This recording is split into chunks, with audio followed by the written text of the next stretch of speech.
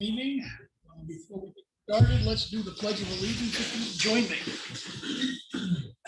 Pledge allegiance to the flag of the United States of America and to the republic for which it stands, one nation, under God, indivisible, with liberty and justice for all.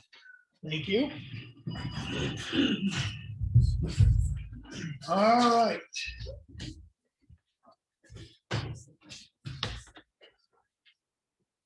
Rebecca's going to be here at 10. So the signature folder, let's see, manifest first.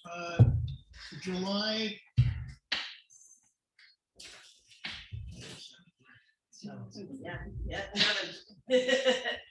So is the July 8th date here correct or no? On the number 5. It's the 7th. Okay, Sorry. I know you were trying to trick me this morning. I got it. All right. July 7th manifest. So I make a motion to approve the manifest in the amount of $20,291.42. Give me a second. Second. All those in favor, Fuller, aye. Aye. Aye. And in the mail folder this week, there was a notice of decision from the ZBA, which was positive to the homeowner. The press release for the Gaffney Library regarding summer activities, and the fire department stats for the month of June 2021. Do we still post the stats up on the town website when we got them? I don't know that I've been including them. I will include them. Okay, As, perfect. I'm aware that we do the ambulance. I don't think they're separate for the fire or police. Well, the reason I'm asking is we talked about it last year, and I didn't know if it ever got followed up on or got acted on. Okay, good. Ambulance is the only one. Okay, that'll work. All right. Audrey, do you have anything on your deck? I'm not sure this morning. I Okay. came in late, sorry. Okay. Personal issue. And minutes we don't have for last week because they're not done yet, and we'll do them next week. And Mr. Hart? Yeah, I had a couple, we touched on one of them with Rebecca on a couple properties on Green Mountain that I was called about. She told me when she emailed, she's looking into them and close out a folder she is. So, Yeah, I think she's in here this morning right. for her monthly report. So Going out with the chief, Joe, police chief, of sign placement on the roads on Thursday. We're missing signs totally, just to be sure what the courts want, like if they bring a speeder in, if they issue a ticket, the sign, they can fight it with a sign placement is placed on the road. Yep. So we're gonna do a drive around Thursday afternoon, and he'll mark out what he wants, so he feels it should be, or where they should be, the signs, and then we gotta get together and put them up. okay. So I don't know, we do the road agent, road We should contractor? check with Ron to find out, kind of like, does he want to put them up so he doesn't plow them over with the plow?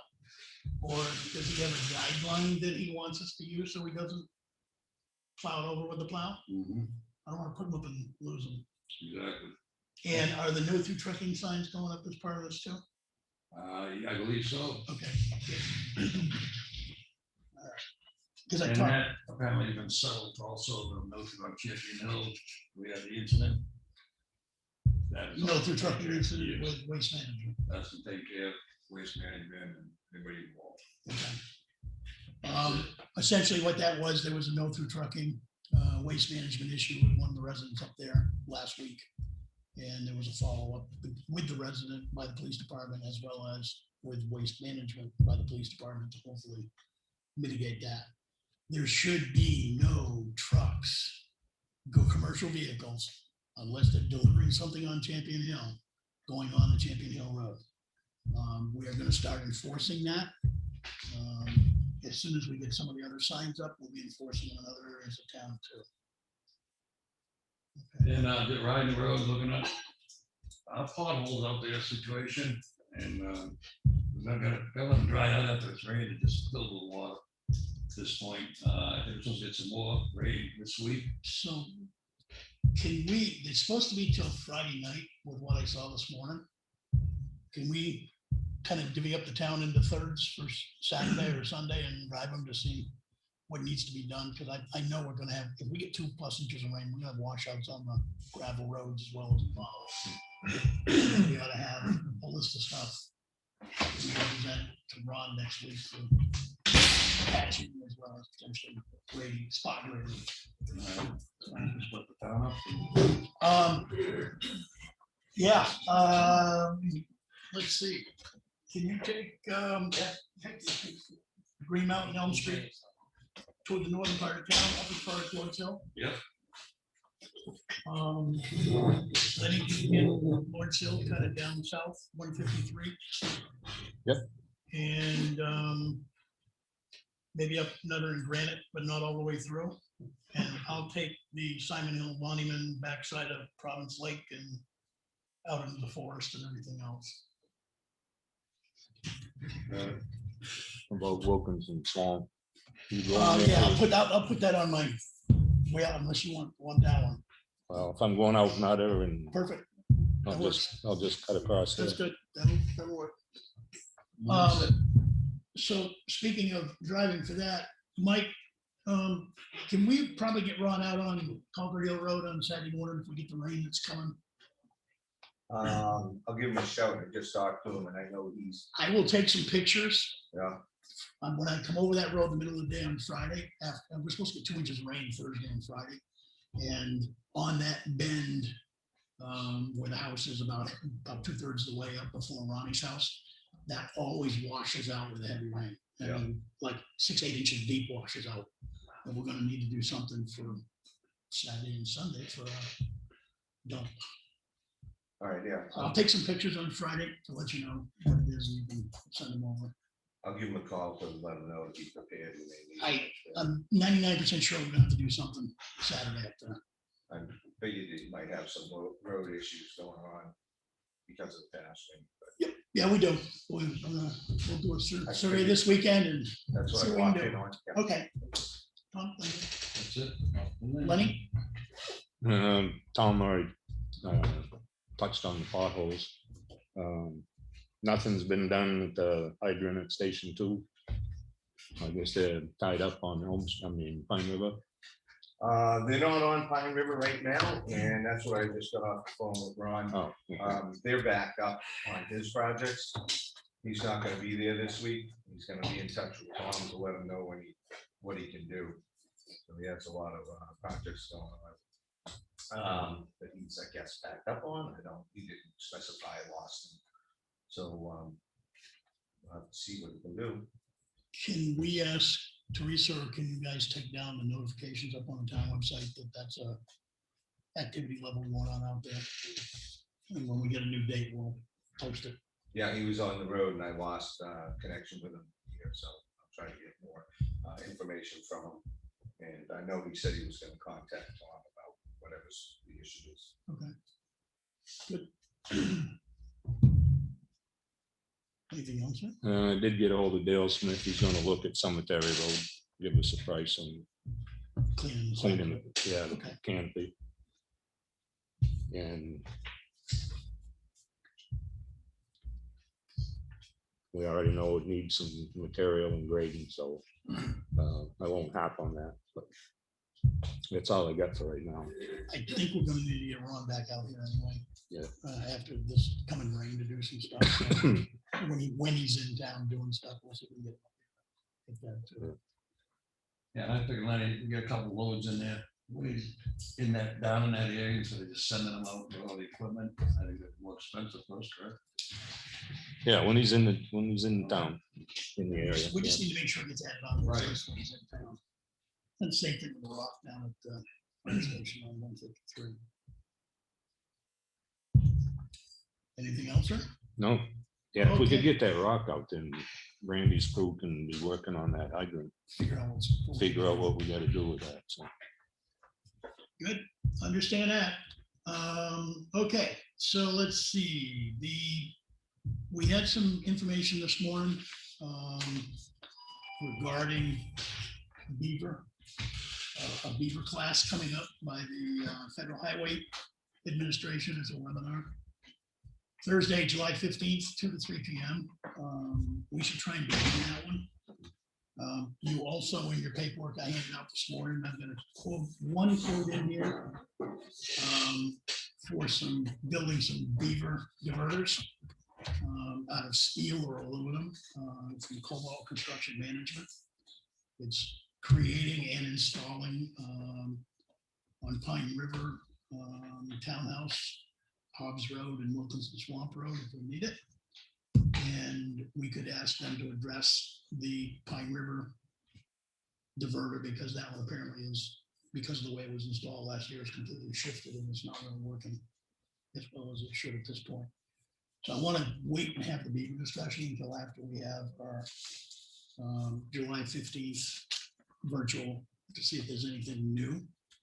I also will find the email that Audrey forwarded to me. I couldn't find it last night when I was looking for it.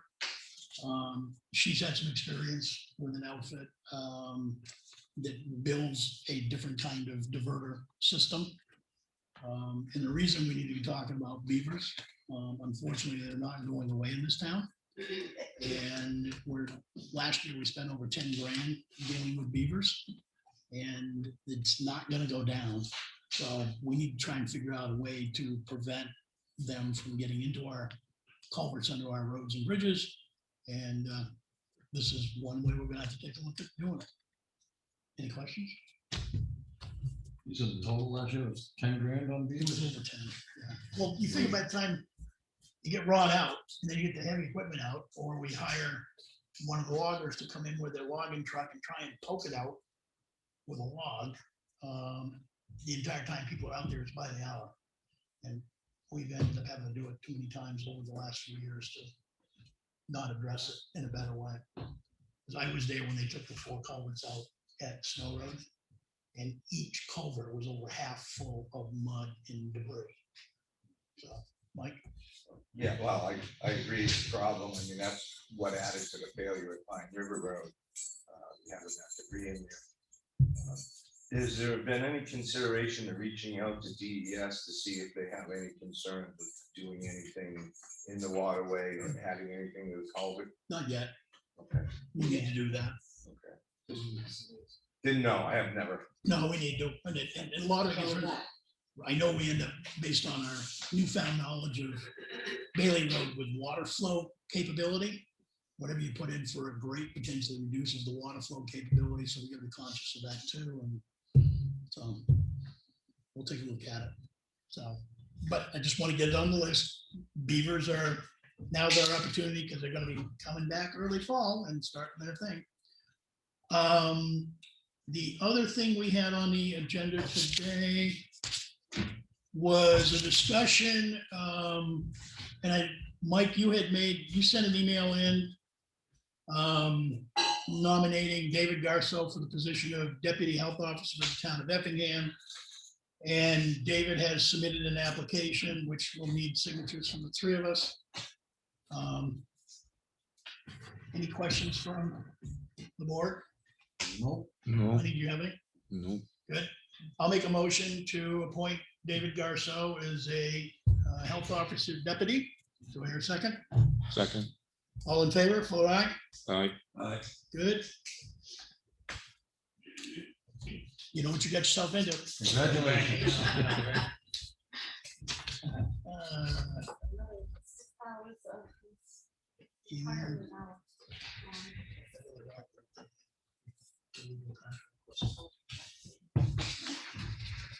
All right, good. We'll put that in a Seems like we're Tommy, with yours.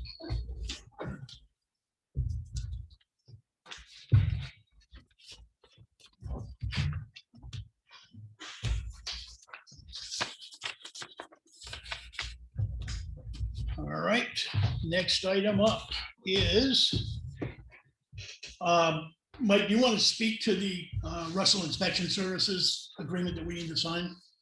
Yeah, that's just the fellow that I came up with. It's all the certifications to do evaluations.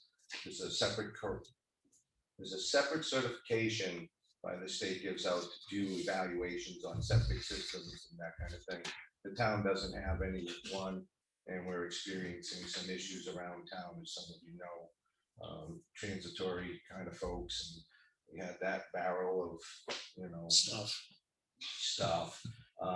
And there's been there's been building without meeting the statutes. That is to say, it's a two-step process to get a septic system. One is you get an approved design by the state, and then there's you get an approval for operational approval.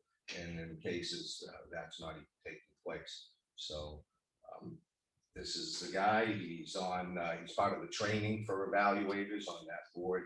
Like I said, he's got a lot of credentials, and he's got a reasonable price, I think. At $500, that's reasonable for an inspection. Yeah, it's full reporting, the whole bit. So I thought he was gonna send in a CV to me or the town. I haven't seen it yet. Oh, it's on the back of that. Yeah, I figured where there's an event that's happening next week and he's supposed to be there, we probably ought to deal with this today. Yeah, so it looks like signature required to retain his services.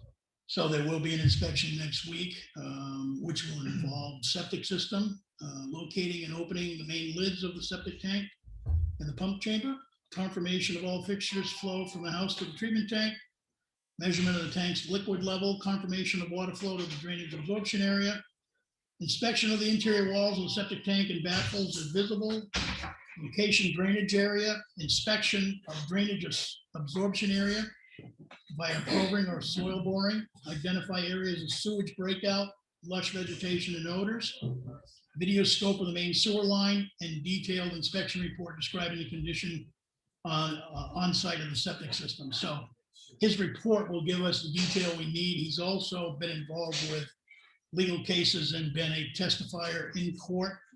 So if we get to the point where we need that, then we will have it. Any other questions on this item?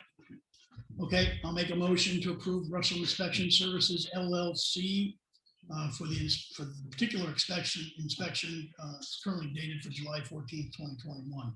For your second. Second. All those in favor, Fuller, aye? Aye. Thank you.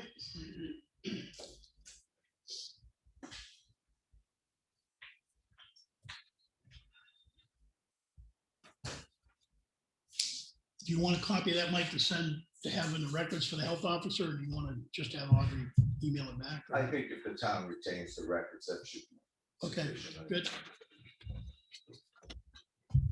All right.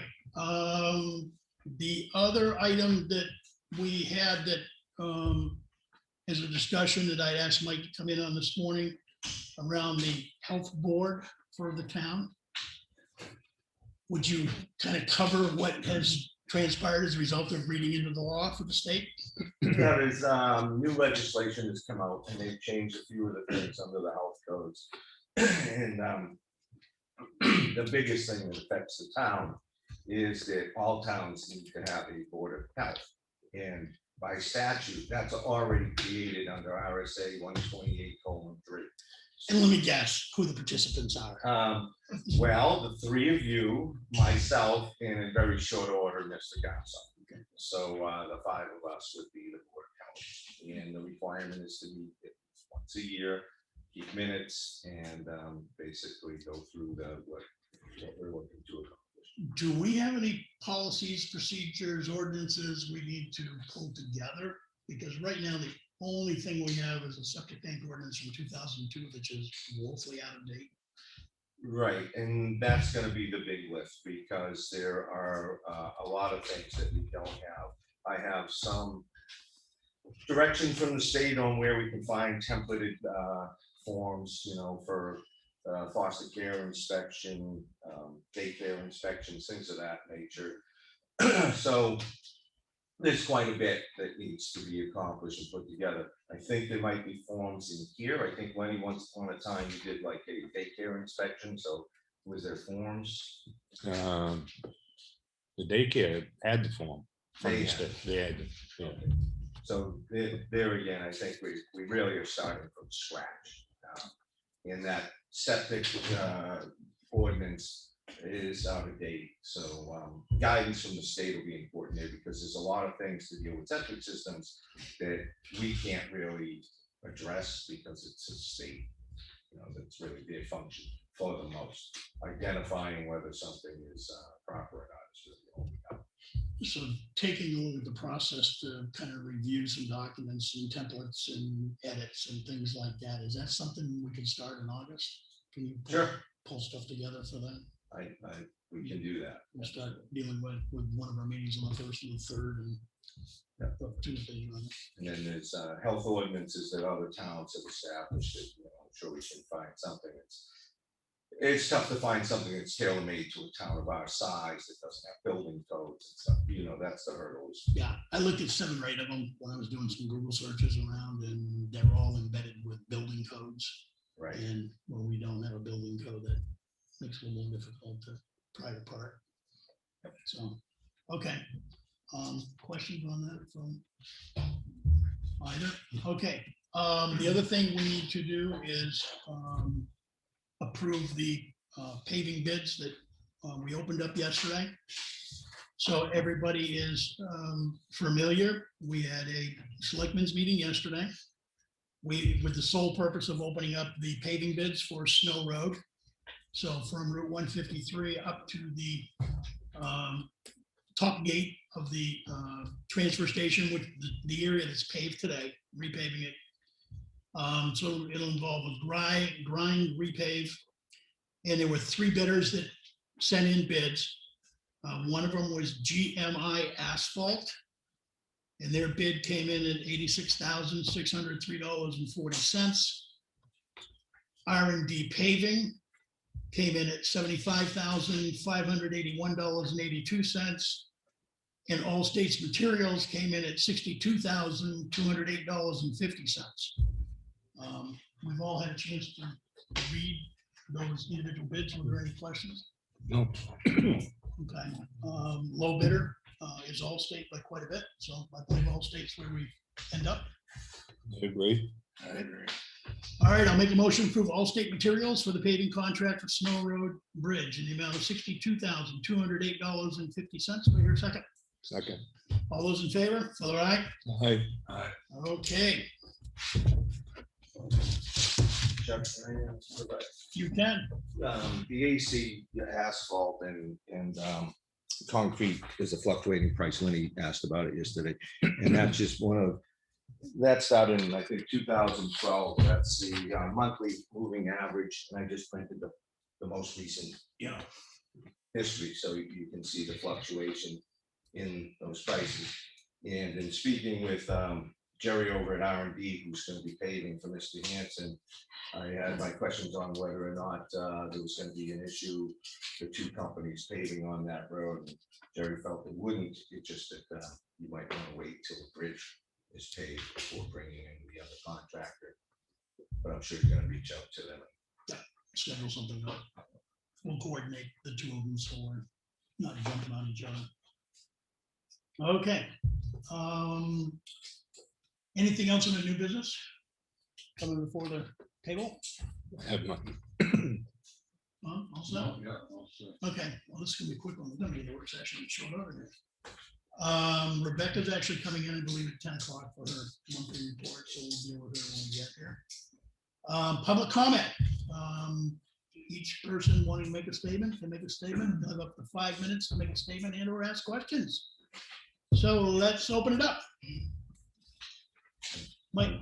I was, I don't know if it's really kind of public comment or not, but one of the things that was brought up, I guess, Lane, you were looking at doing pesticide control for plants over at the transfer station. The culvert training stuff went into that in detail. That knotweed, basically bamboo, I guess, is one of the biggest problems, because that's a 28 species thing that they've now included in the whole training business. But the spraying on municipal property is actually, it's regulated by an RSA, and you have to have a licensed certified individuals to do it. The town can't do it, you can't have your own people doing it. And of course, you have the groundwater monitoring and stuff over there, which complicates things.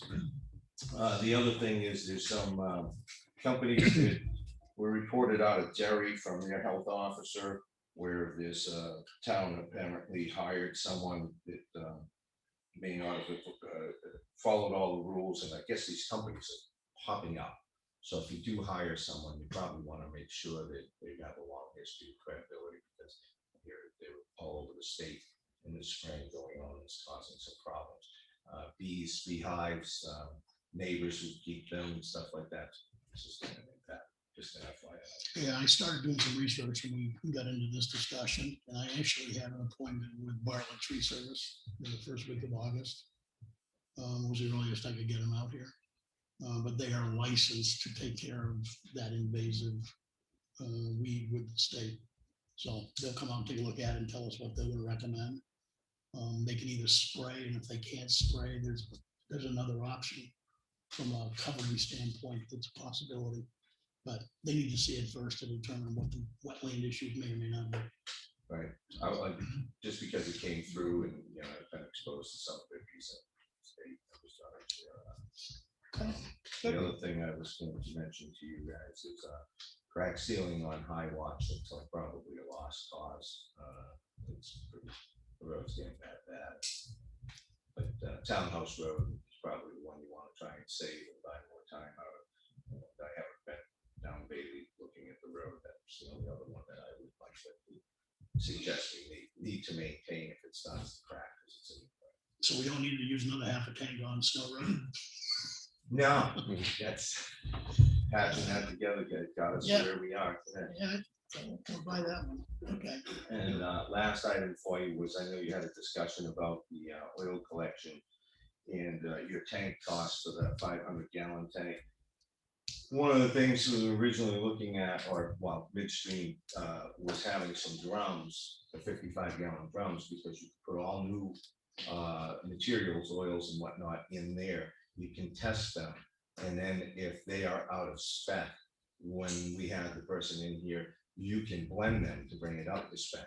So you could use those containments to work it, and then pump it into the larger 500-gallon drum. You would need to separate it 250 and 250, and then if you had one drum that was just really horrific, you can just leave that to the side and pump it separate.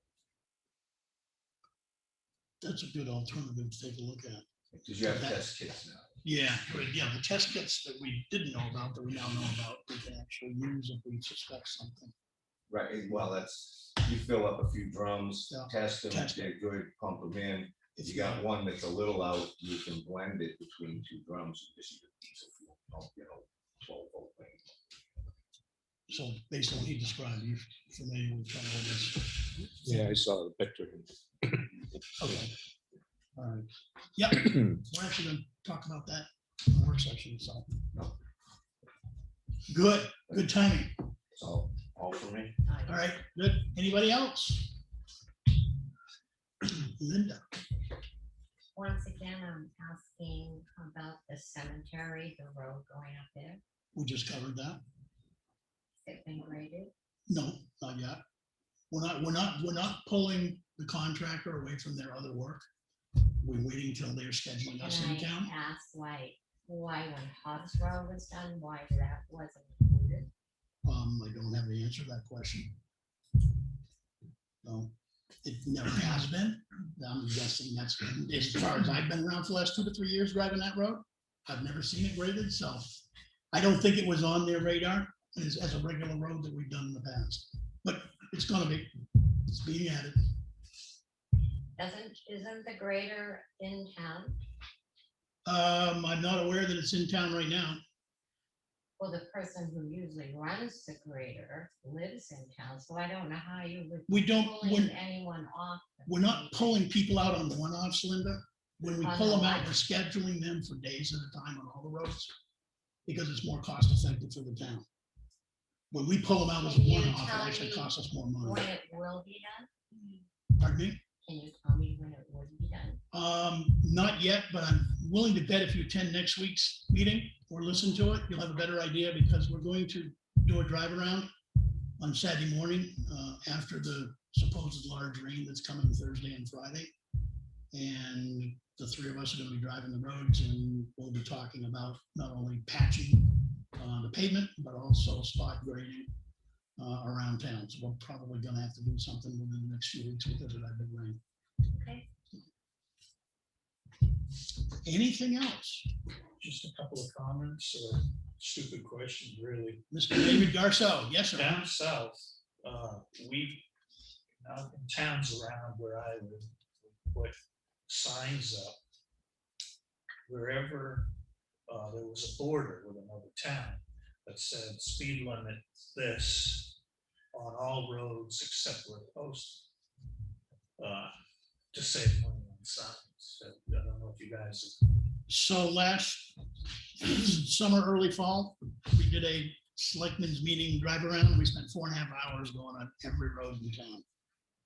And what we were looking for primarily was signage, what we had, what it was, what was missing. And there was a lot of missings. We did not have the money in the budget last year to order the signs, so Tom actually put the list together and we ordered those, and we now have them delivered a month or two ago out there in the shed. And now it's a case of putting it up.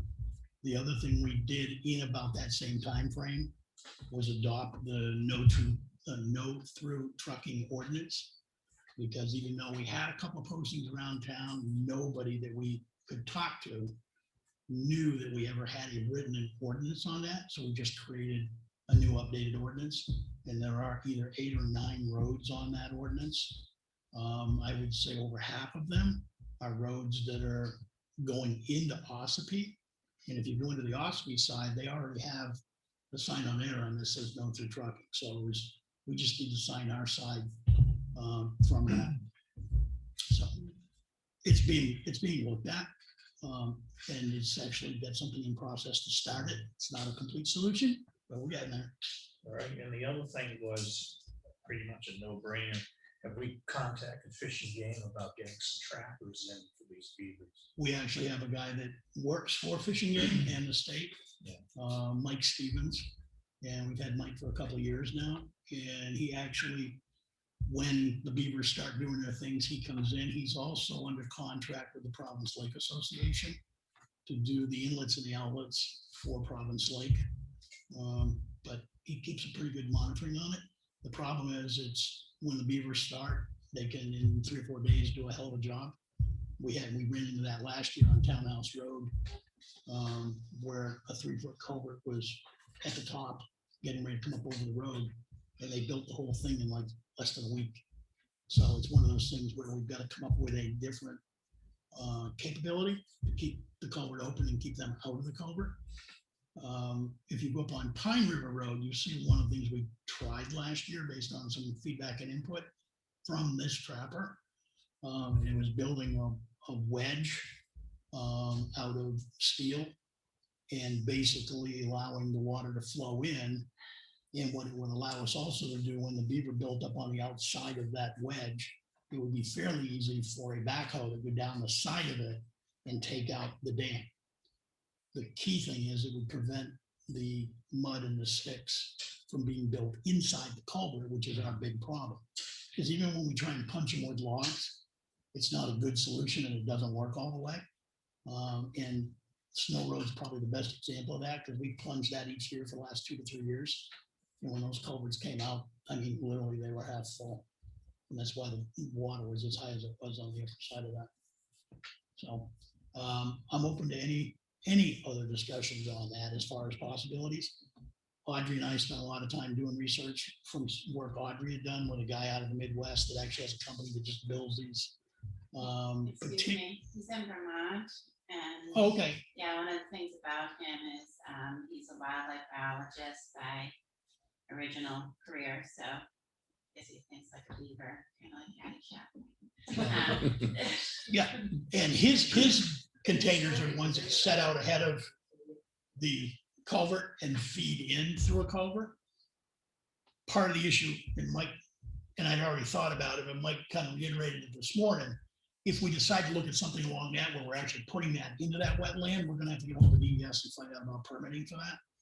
Because a lot of the Pine River Road and the Bailey Road discussions have been about the 200-year water flow caps. And if we start installing stuff out in the middle of the river with small pipes, it may not be a feasible solution. So there's a little more work to it than I was originally anticipating.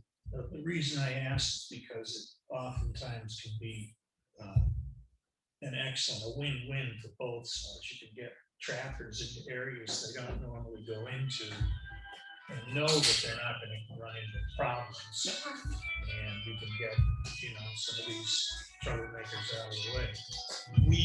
We've been spending several $100s a year. I think last year we spent 10 or 12 beaver we took out of just these 4 or 5 places around town. And they're not going away. One of the things that the Mike the Trapper has pointed out is that unless we can get rid of the houses, all we're doing is freeing up an apartment waiting for the next occupant, which usually doesn't take even a half a season before it's full again. So unfortunately, a lot of these houses are in places we can't get a backhoe in there or get anything in there that could dig them out, take them away. So that is what it is. Can't change it. Linda? Yeah, Champion Hill Road. Lawrence and I were going off and ahead of us last week, beginning of the week, I think it was. I'm not sure on what exact day. Waste management truck with a trailer was in front of us. I thought trucks weren't allowed on that road. Well, We followed it all the way. yeah, no, and actually we missed it at the beginning of the meeting. There was a big issue with that last week. Police department was involved. And there was a citizen on that road that had an issue with them almost hitting him. And he filed the report. The waste management folks were contacted by the police department and their management team. We had notified them a year ago, and obviously it doesn't translate to some of the new drivers. So we just let them know the very next time in. They've been warned. The next time in, the driver and the company are going to get cited.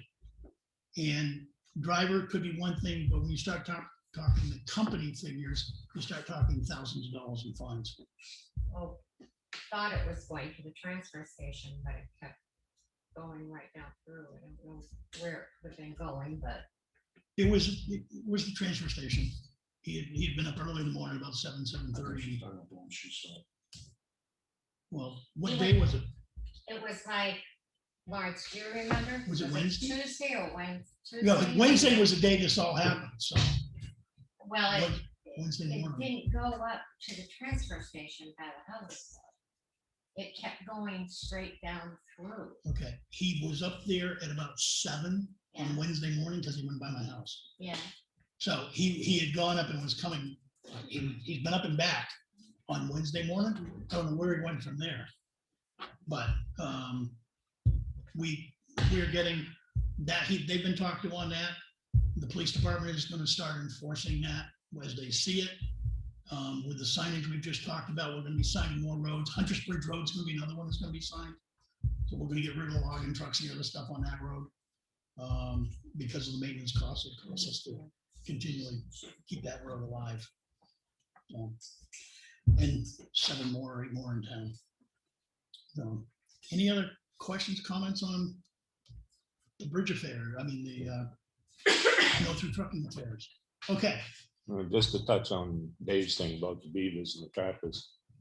Open trapping season, which usually is in the fall, early winter, you can have anybody come in and trap.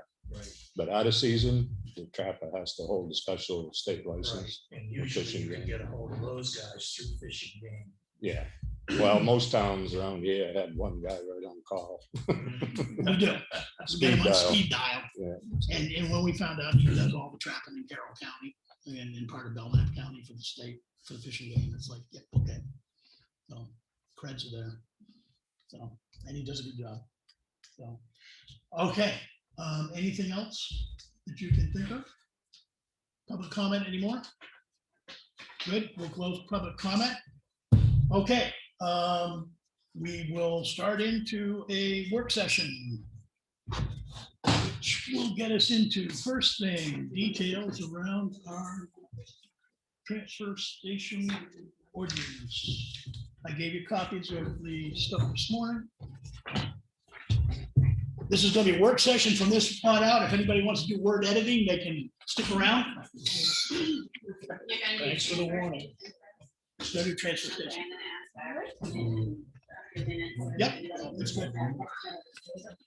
Yeah, we'll take 3 minutes. We can leave everything running. No, if you don't know the application. All right, let's take a look at it. So this is the second draft from the editing that we had done. And Lenny has also run it by the gentleman down at the transfer station. No additional comments from their side. So let's take it page by page. So page 2, there was nothing on there from an edit standpoint. Does anybody want to make any changes? I just made the comment because normally policies and procedures don't have the number of notes that you have in here. And so I felt like the note, please speak to the transfer station attendant, is covered somewhere else and doesn't need to be there at all. So it's already in there? Yeah, it's already in there later. Okay, so if it's a case where it's already in here, yeah, good, as long as we got it in there. There are a couple, I will tell you, we purposely did on purpose. Yeah, there was a couple I left too. Because we know people aren't reading stuff, they're trying to go to a certain Mhm. area or look at stuff, and we just want to make sure they saw it. Yeah. Page 3. Basically, there's nothing changed from our last discussion on that. I'm gonna just, sorry, I didn't look at this till later. Yep.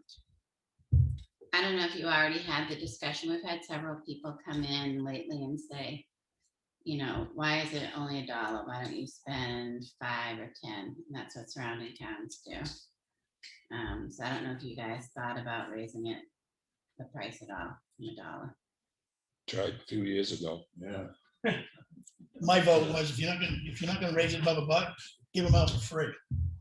Okay, Because it's essentially the same thing. With the amount of work going into it.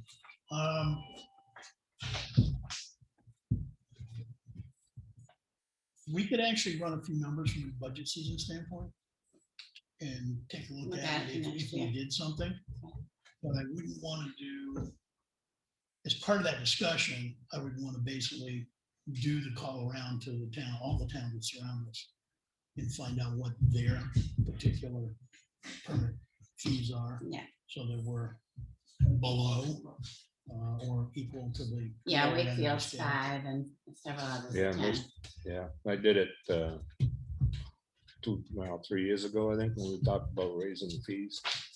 And most every town around us was $5 or $10 a year, some were 20. Okay, so maybe time to look at that. From a revenue standpoint. I know it's a work session. I'm probably not supposed to get involved. You're here, not. But it was basically because I think a lot of folks in other towns may have not considered how taxation works in the state. At the time, the tax value of the town was so low that when you charge $1, you're just keeping track of who needs to go in there. When you charge $10 as it was proposed, you're actually giving an offset to taxation to the highest dollar value property owners. So anybody at the time who was under $167,000 of a property valuation was getting the burden. So somebody in my example at the time was, I was going to be paying $27 for that would have been my increase of 3 stickers. I would still be paying $3 because my tax offset was $27. So it would just disproportionately get the person who has that $79,000 property, whatever. Now you're making up money for everyone else. So because it's a taxation thing, when your revenues would come in and you apply that to offset the tax rate, the people with the higher rates benefit the most. That's why. Mr. Budget Chair. I'm not putting you on the spot. Do you have any comment? No, I mean, I know when Lenny did it, and my thing to Mike is that $79,000 property probably brings in 3 truckloads. And, you know, you really can't equate, and me and you might have had many discussions on this. I felt that you couldn't equate that to taxes. I felt that we were using that just for track, and when we put the cost fees in for the rubbish, I felt that was more than fair to the town. They put the burden on the people bringing them in. So the dollar fee, I agree with Mike, it's just a track to make sure Effingham residents are using it. And it's a fair system. I think the money that was implemented to pay for the trash is more than sufficient to handle what we need. So I don't feel that, reversing it back to what Lenny, initially, it was a good thing, because we didn't have paid back then for trash. Right. That was a good thing to institute, to give us some money to pay for that. I think we've already handled that situation. Comfortable leaving it where it is? Honey? Yeah. Good. All right. Yep, for the time being, Yeah. it There's stays in the a box. conversation about not having a seasonal pass. It's like, we're wiping it out in here. You are, okay. Yep. That was Yeah, gonna be my suggestion. Yeah, we're getting rid of that whole. Here. We got one color Okay, only. So, Still gotta come in if you don't have a residency Yeah, sitting here in that's town, fine. but. Yeah. That process won't change as far as we go. So back to the dollar, I would take the dollar out of the policy altogether and leave it into the schedule. No, not based on our clientele. Okay, I would take it, it's repetitive, them being in permits and non-residents. If you do a It's there for warrant, purpose. if you do a warrant article, you need to change the whole 3 sections. We don't need to do a warrant article. What are we gonna do? Or whatever you're gonna change. The public when- hearing. Yeah, when you do a public hearing to change anything. Yep. And if, say you change it to 5, then you have to Yep. do it in all 3 three. places. Yep. Understand. Totally. Got it. Right. The other thing I had here was the permits, number 2 being permits for residents only. And then make number 3 the non-resident permits. Because, Okay, so you're on page 3. oh, yeah, sorry, Yeah. page 3, number 2, permits. Make that for residents only. why do you have to have a destination? Why can't you just have a sticker for everybody? We have some people in this town that don't understand stuff and want really clear language. They have it for renters and seasonal renters. Yeah, I'm just saying, but if you take that all out, just everybody pays $1 and gets a sticker for the year, why do you care? But some people can do it, the residents can do it at the transfer station, the non-residents have to. So. And there's those are also, guidelines. there's also a provision in there too, if you're, renting a house for a week. Mhm. Yeah. There's another part of this procedure that they have to come into the office and get a letter from you. Oh, yeah, we used to just have the homeowner get one and leave it for them to use. We didn't go through all that. We require everything to be placed on the vehicle. No, because what's happened when we were doing that, they were just, people were just doing everything. So it's like, no. So, okay, Audrey, I don't know where you're at. there. Okay, so Under- page 3, number 2, I Number changed 2 under what category? transfer station permit. Okay, yep. Sorry, I was carrying No, on that's from the good. $1. The wording I had changed was, first you have an A and not a B, so it's like grammatically incorrect. So permits for residents only may be purchased at the transfer station or the Board of Selectmen's office. Residents must produce a valid vehicle registration showing the name and corresponding Effingham physical legal residential address. All of the permits will only be issued at the Effingham Board of Selectmen's office. So I took those 3 sentences and made them a paragraph for residents.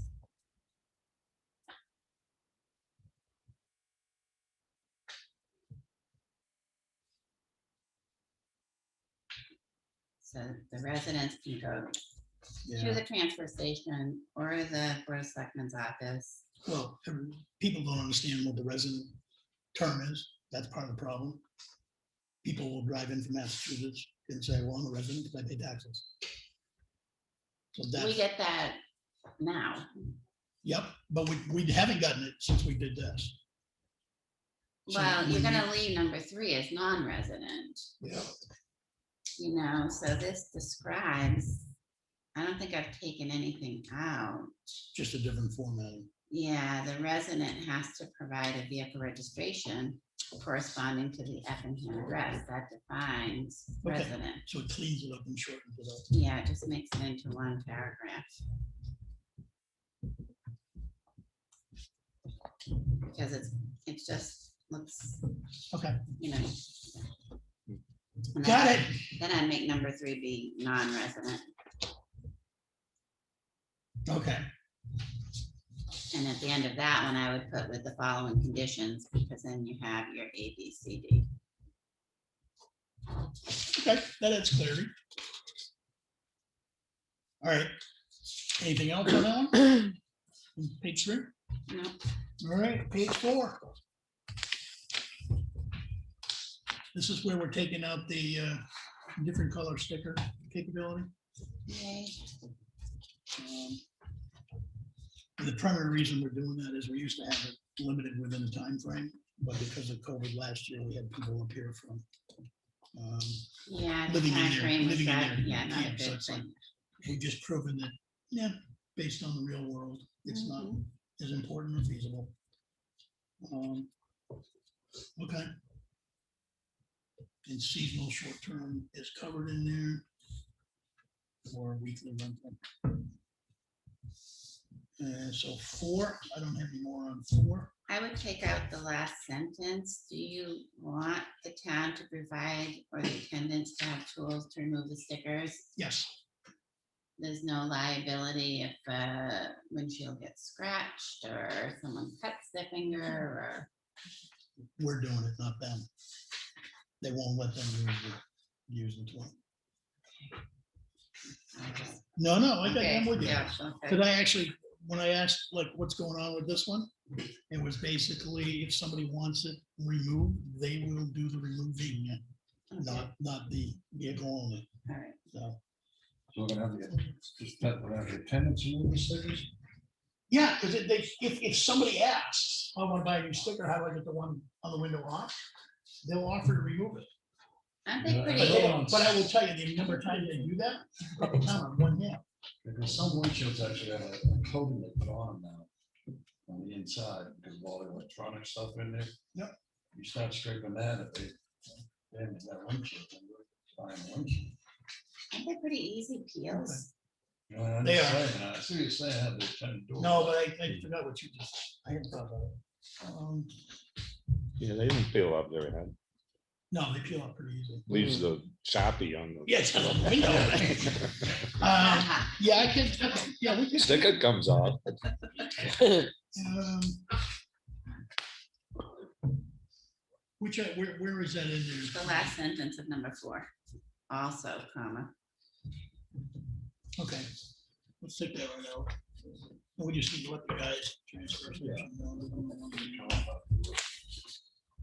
Yeah. We're not doing it, and we're not gonna give them the tool to do it. So, okay, we'll get rid of that tool there. Okay, that's good. Anything else on 4?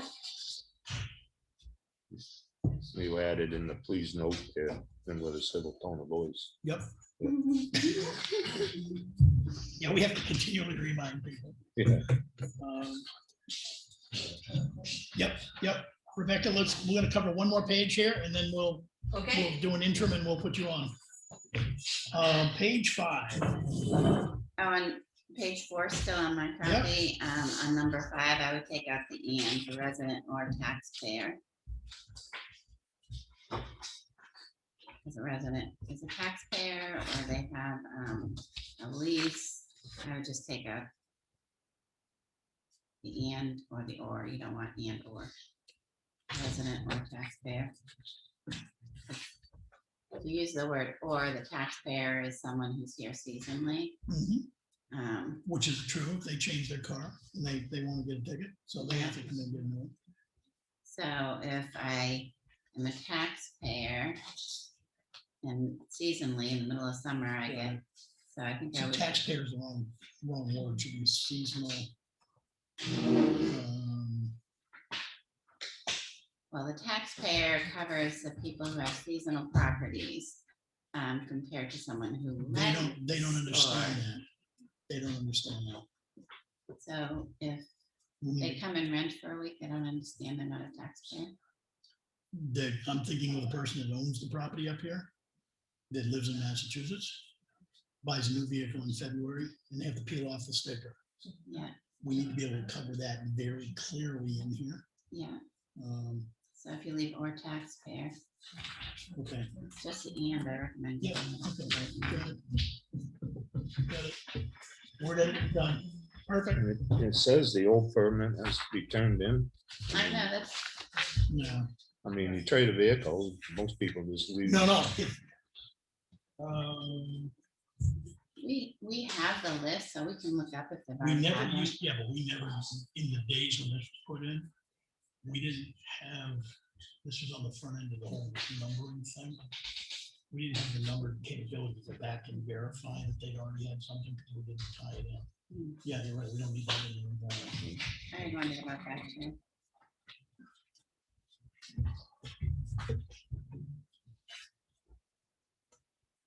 Just and the old permit is turned in, just wipe it out.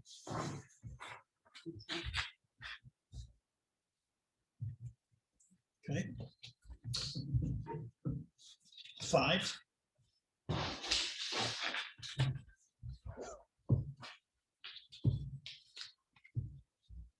Page 5. Mhm.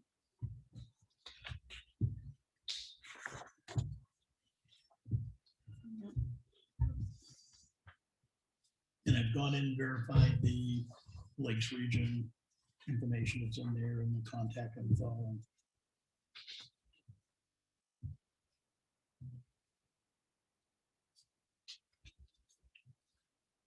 Everybody good with 5? Okay. It'll take me, Quick. go ahead. Says there, the Ospey Town Garage. When the situation like last year comes up and Those are one-offs. It's typically at that garage and advertised that way. Yeah, if it does come up, we just have to point it out. But we can't cover for every contingency.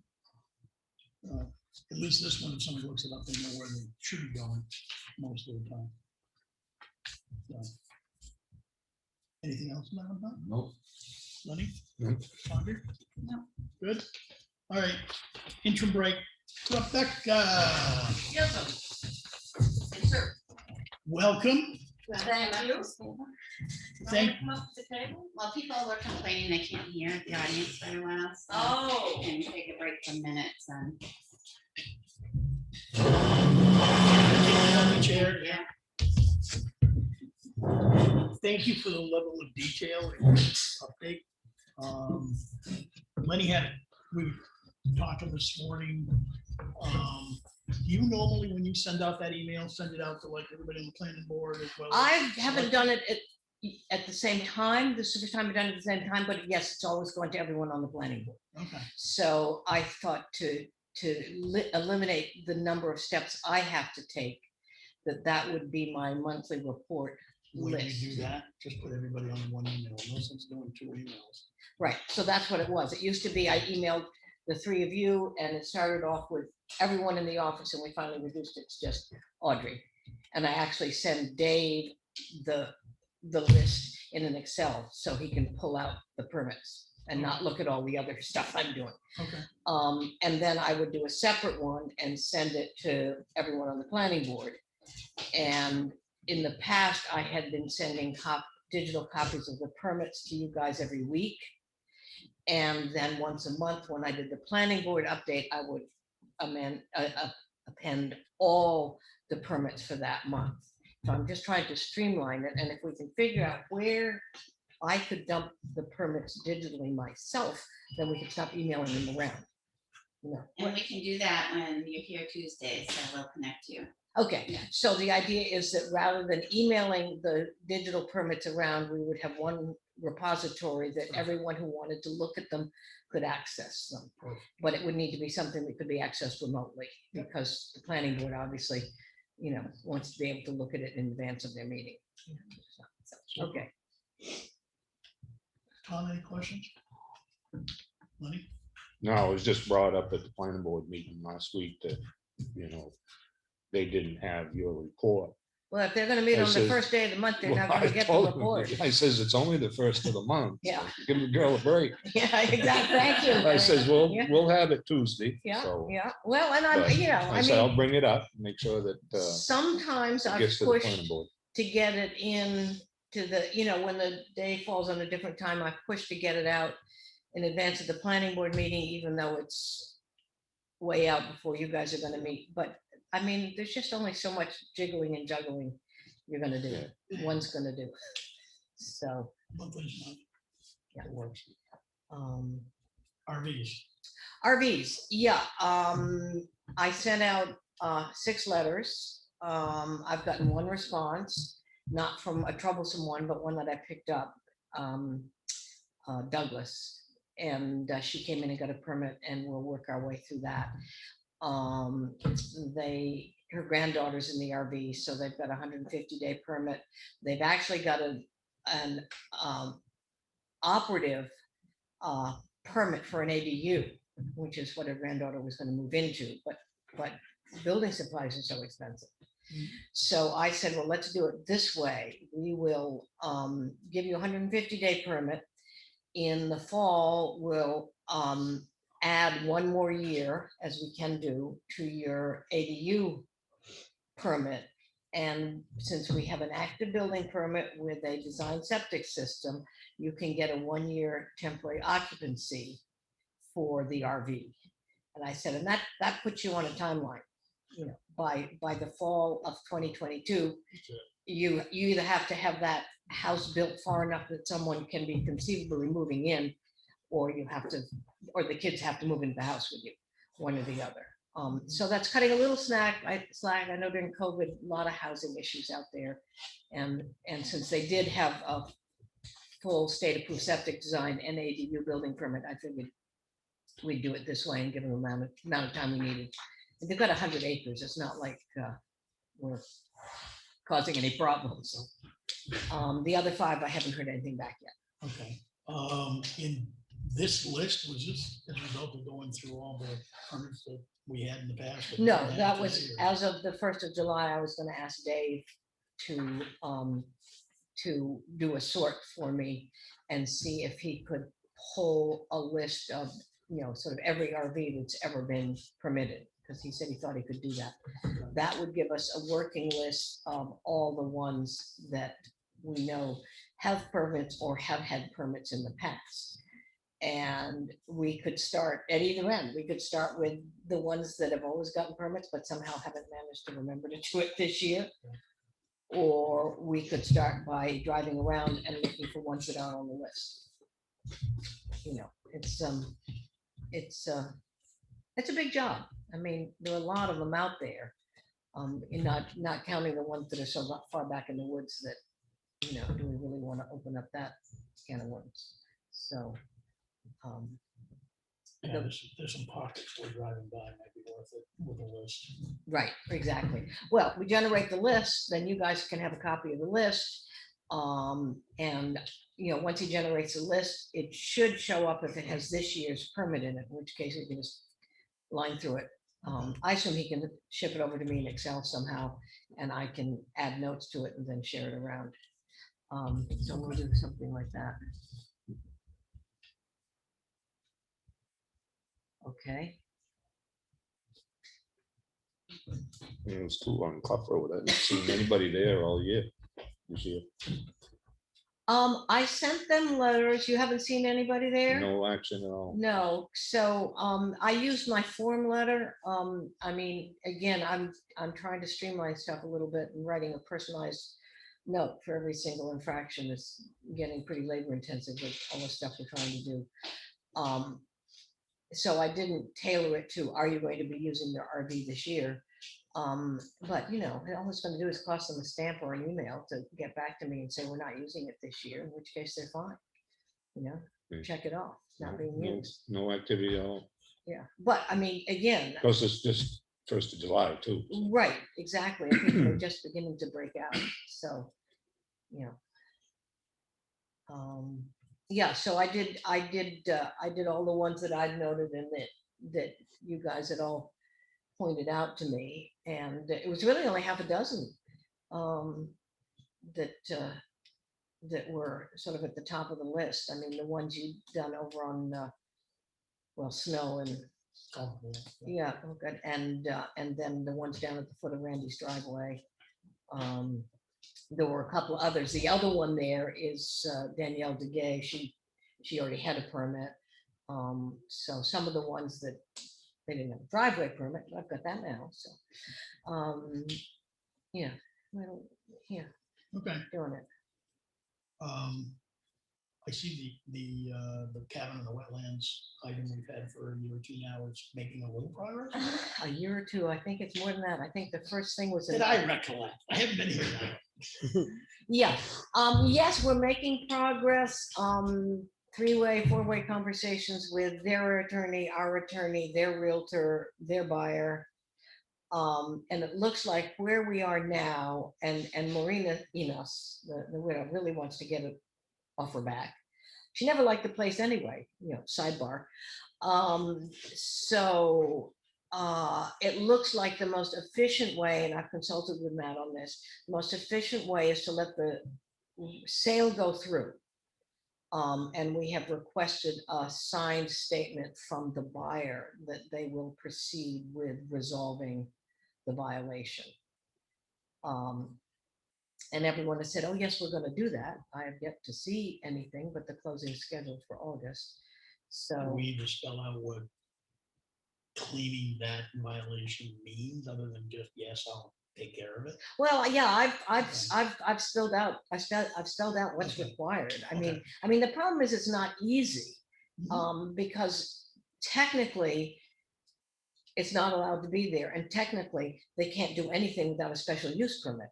So in order to fix the violation, they have to go to the planning board for a special use permit. I'm hoping if I get a statement saying that what they want to do is dismantle it piece by piece, that we can go to the planning board and ask them to waive the requirement for a special use permit just for working the wetlands, just for dismantling it. That getting machines in there to haul it out of there, whatever, and that might make it go faster. Okay. If they actually want to save the cabin, then that's another matter, because that's a major thing to pull it out of there. Okay. Different topic. Last year, we started talking about follow-ups to septic systems. We had Right. A couple things that blew up, and you were working on a new procedure that would be that. Well, I follow-up worked on piece. language to put into the zoning ordinance. Okay. In order to make it clear to people why I had the authority to require a state-designed septic system before issuing a building permit. That authority derives from our health ordinance. Okay.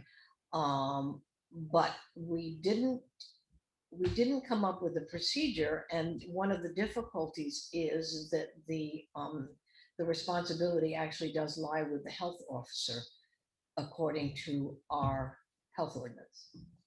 The responsibility doesn't lie with the zoning officer. The responsibility for septic systems and whether they're hooked up and whether they're being used or whether they're in violation or anything like that lies with the health officer. Not current policy, it doesn't, I haven't seen it. The one from 2002.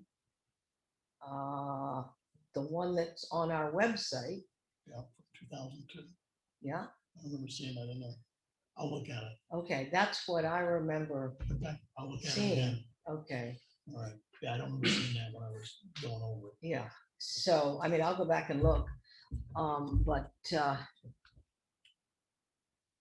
Does David have a way to track that in the system, that a year after the state approves the septic it's not in permit? our system at all. No, I'm just saying, can we? Is there a way? Do you know if there's a way we can do it? or It's not in Avatar. Septic I system, know it would yeah. have to be added. yeah, I don't know. Okay. I don't know.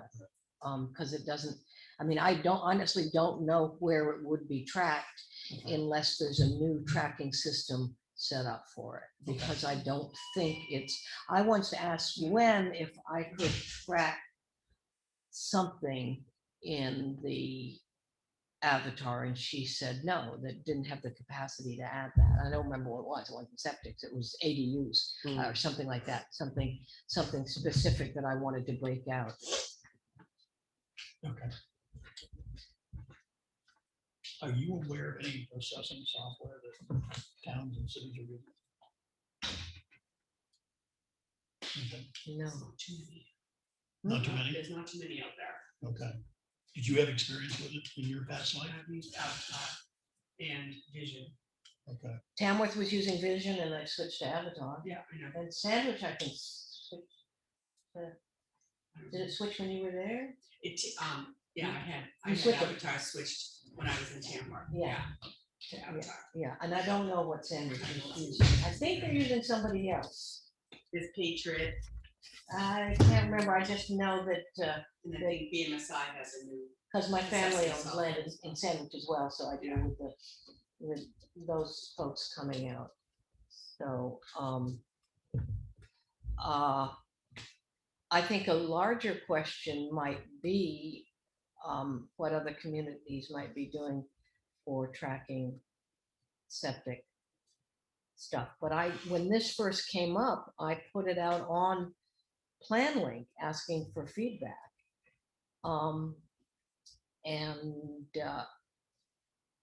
People said, well, it's part of your building inspection. Well, we don't have a building official in building inspection, so that was out. And I had said that it was for a town that didn't have a building inspector, that just had zoning. And it was actually Lena Pica, who's over in Dover, who emailed me and said it's embedded in your health ordinance. And that's where the responsibility lies. We don't even require that they leave a plan here or anything, do we? Yeah, with the state plan. Yeah. I I mean, mean, they're left at the state, but not. It's, nothing here. they're part of the email, the plans attached to that should be. So the email that comes from the state, email to health officer, should send the application received, the application approved, and one of those two should include a digital copy of the plan. All right, so I believe that you can upload those to Avatar. You can attach those in Avatar. Okay, well, that, If we have the build, and we may not have the building permit Module, application on yeah. Avatar, we may have to get that, but I believe Right. you can put attachments in In- Avatar to each property. Okay. Yeah, Okay. automation's where I want to be headed with something like this, so that we don't have to try and manually track Right. I anything. mean, right now, those plans are coming in, we're not really doing anything. with No. them. Well, we look you're at, not we read them. printing them out and putting them in the property file? Mhm. Oh, because that's what we did the first 10 years I was We here. should be. They, I don't believe we are. well, the first 5 years I was here, they weren't even emailing them yet. Yeah, no, that wasn't even, that just. So started. they would just come through the US mail, and it would be stamped received, and it would be put in the property file. And someone, I think it was Bill Piker, because he was health officer, would make a photocopy of it and put it in my file so I could see what had been happening. Then when they went to emailing it all, I think for a while there, every time, not that we've received your application part, that's way too No, right, paperwork. right. But when they approved for construction with the plan got emailed to the town, it got printed out and put in the property file. So it was there for reference if anyone ever went to the property file. Okay. But I think you're right. I mean, if I mean, there's it would a, be very valuable. I'm just thinking, like, when I was in looking at the online system the other day, trying to, with that discussion with permits that we had, it's like they're listed. It's Yeah. like, we looked at 2 or 3 of them, that's how I found out, oh, no permits. Yeah.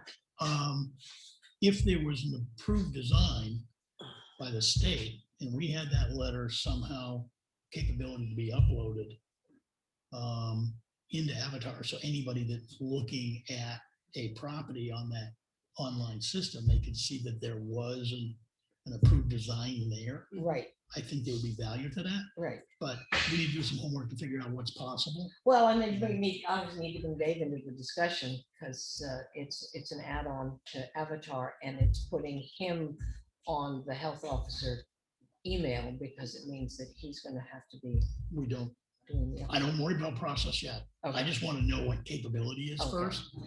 And then if we got capability, then we can look at what would a process be. I mean, it doesn't solve the problem for everyone else, Yeah, but I just go to the state site.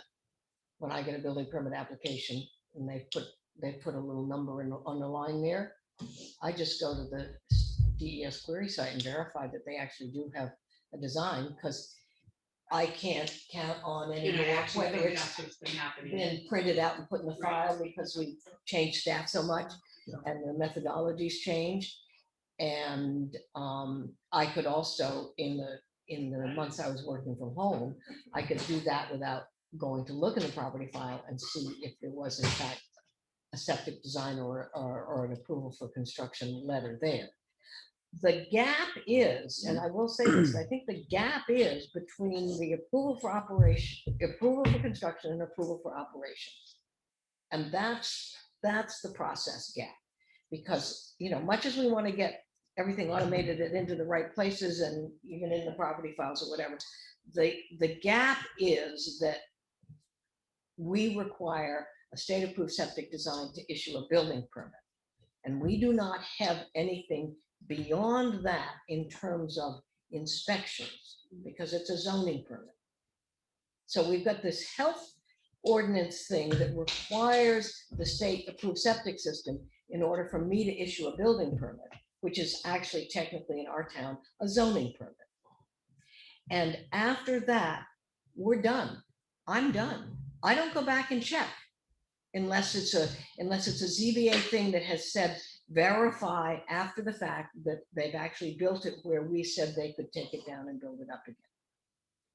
So maybe it's time to take a look at the follow-up process. Well, we're gonna look at the follow-up process. That's added hours, that's changing job description, that's stuff like that. Yeah. Life, real world business. Yeah. Sean, is this something that we could have occupancy permit to, certificate of occupancy? I don't think you do that unless you have a building official. You need a building inspector to do a lot of this stuff. So, and, I mean, I'm not advocating for or against a building inspector. I'm just saying that the line is pretty clear. And I talked to Dave about it. I was talking about fees, which is an interesting point. When we talked about fees 4, 5, 6, 7, 8, 9 years ago, when was it? And we couldn't do, you couldn't do ranked fees, sliding scale, whatever, unless you had building value, which required a building inspector. But Dave says that you can set your fees based on square footage with just a zoning, because it is actually the footprint. Right. So we could change our permit fees to $30 or even less for anything, under 150 square feet, say, and then go up from there. If we wanted to start ranking our building fees and getting higher fees for the houses or even the big barns and garages. You can't tie it to use, but you can tie it to the footprint. To the footprint, yeah. All right. But again, as I said, if we want to start thinking about follow-up inspections having to do with septic, occupancy, building the right place, all that sort of stuff, We're getting to the point where we're gonna be there at some point because of stuff that we're tripping over. Right. That wasn't done the way it was supposed to. So, Mr. Health Officer. Yeah, so long discussions on this with Becca in the past. One of the things is I haven't established a health officer's email. Audrey and I were going to get together on that. Originally it was sent to me, but I was still a member of the board. When I was no longer, I kind of tossed that, not realizing it was going to be a turn of events that led me back here. So with that, it hasn't been established. I do have an Effingham email address that could be used for that, unless we want to have a health officer on the whole thing. With that, I haven't been getting those septic system design approvals, but I'm not sure that I need to so much as to have like 2 columns. One, that we track them somehow, as we discussed, so that those are, approved designs are in, and then a follow up on the operational approvals. And that's the part where I was alluding to working with the state to find out the proper language and what can be done. And if they would do follow-ups, or we could be notified. But if we had column A, and there's usually a timeline that that design is good for, and maybe there's a checks and balances on that, although they now allow you to put these designs on file until things go south, and then you have to implement them, get added bedrooms and whatnot. So it's a little confusing as to what No, is I got it. available to follow up on. When I was talking to Dave Garso here yesterday. Yeah. After the meeting. Why don't we have a card? Mark, That's Mark. Oh, okay. don't know, he probably lost. It's because we have so much going out. Yes. Yeah, Rob did an incredible job purchasing files yesterday. There were like 17 boxes. Okay. But in talking with David yesterday, he actually has some additional information based on his work experience regarding the state coming in and approving prior to actually using. So he's probably got more information on that that might help that follow-up discussion. And that's the direction that I thought some of our first meetings would go in there, is to reach out to the state and try to factor in just how to follow up on these septic systems is priority one. And then some other form issues that we talked about.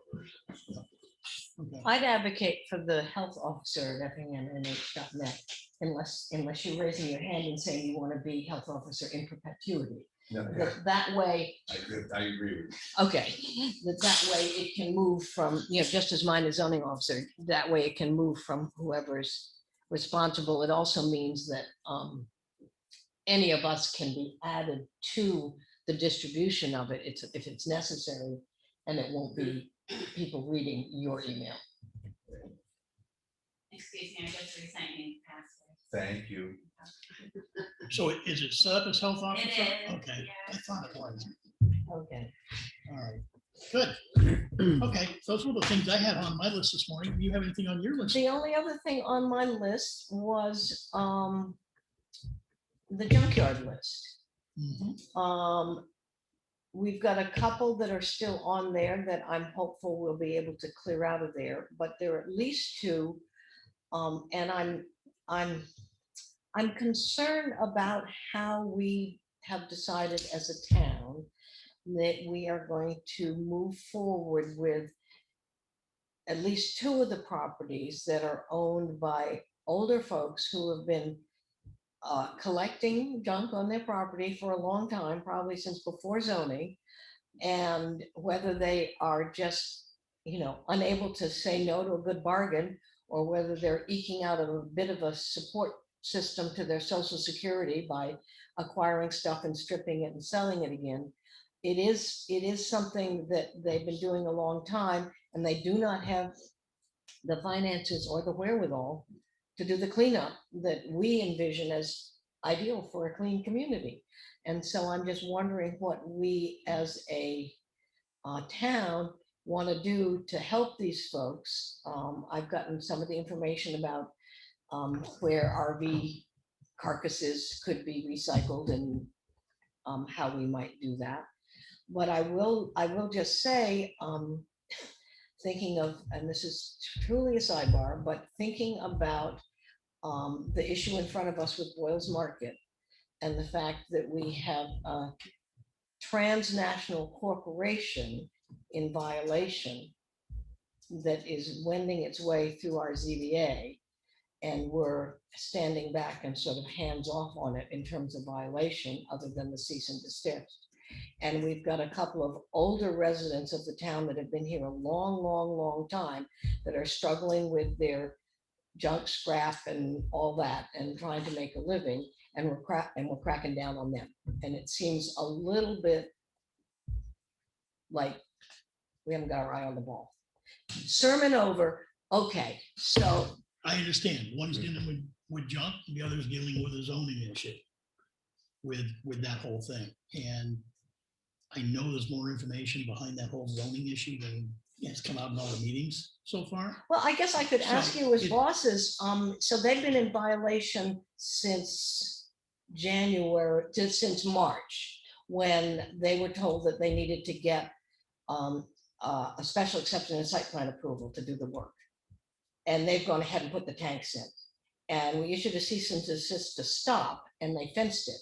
But at this point, I have not issued a notice of violation with a statement that they are subject to fines unless they get their act together. I have issued such notices to 2 elderly gentlemen in town who have a lot of junk on their property.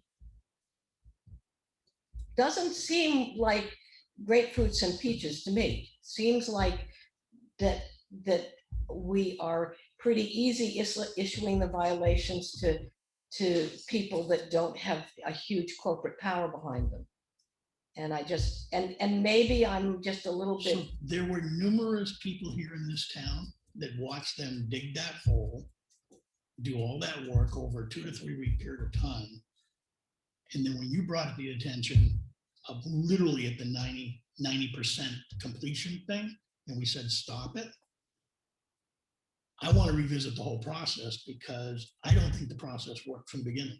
okay, right. And I get, that's my observation so far, but I need more information. Because I think we allowed some of that to go on before anybody did anything.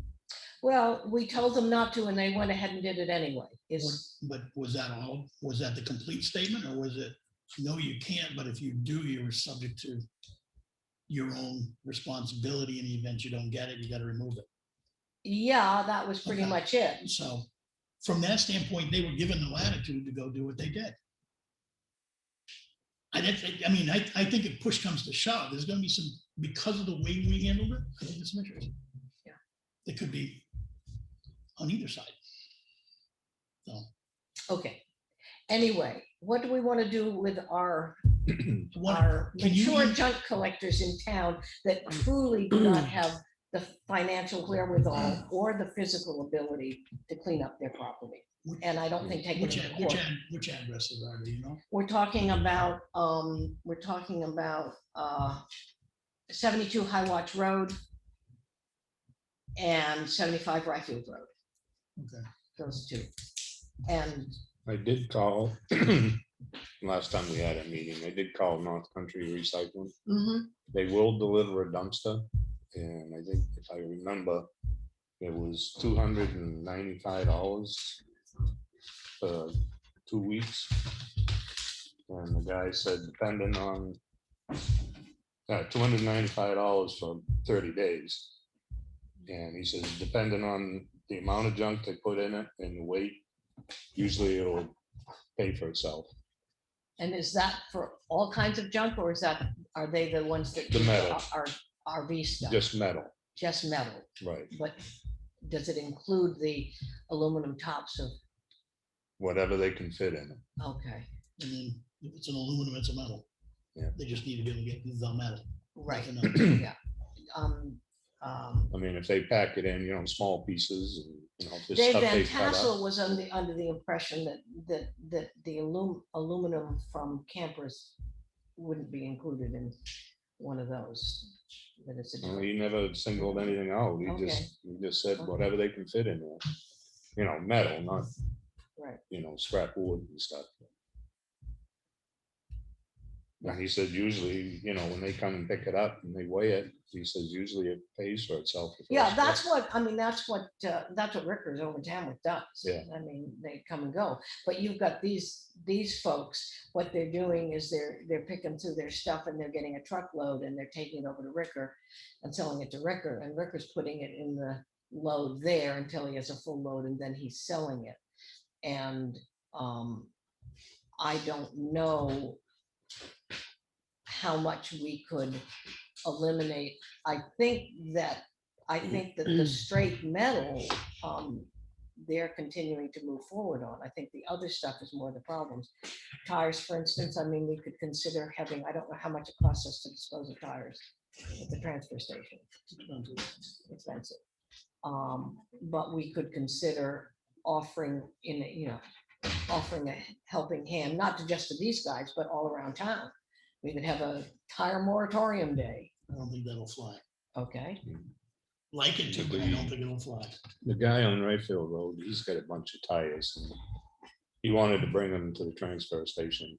He said that he picked him up on the side of the road when he was working for the town. Right, yeah, that's, And we told him no, because how can we prove that he did, no, and he was the type of guy, he probably picked up everything he saw. But How many tires are we talking? Do we have any idea? I don't know how many.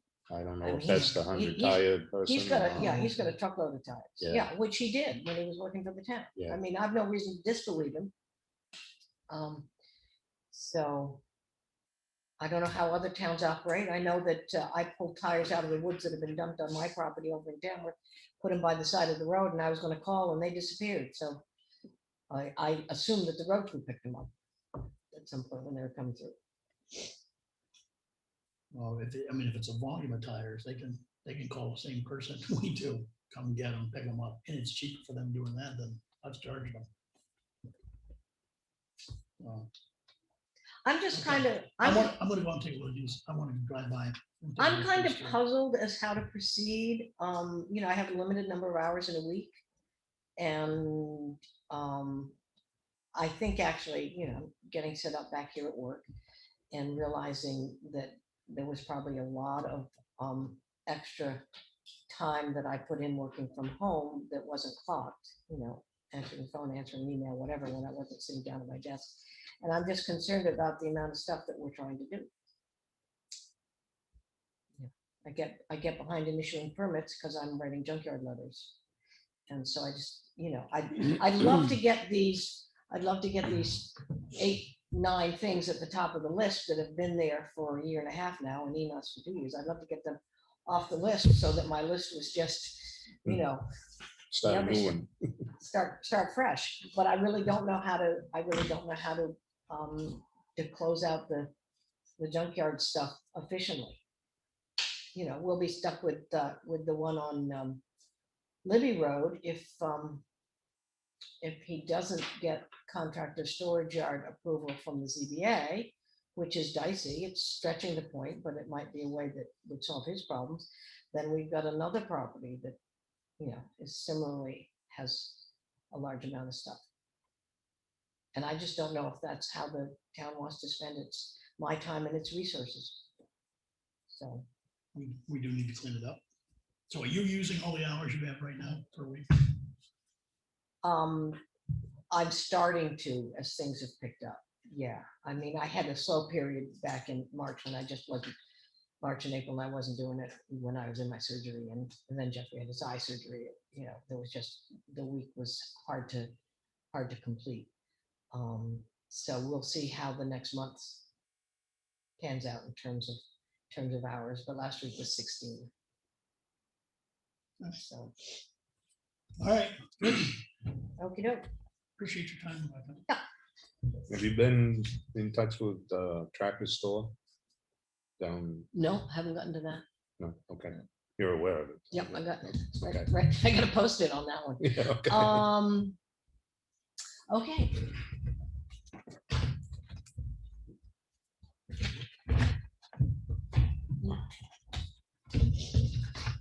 Thank you, Rebecca.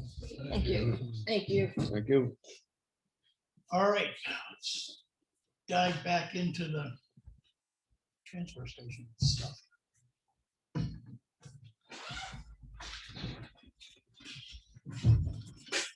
All right, Let me go, I'm gonna take this one out. yeah, see if she can come back in I here. just wanna come back in for the budget. Yep, that's good.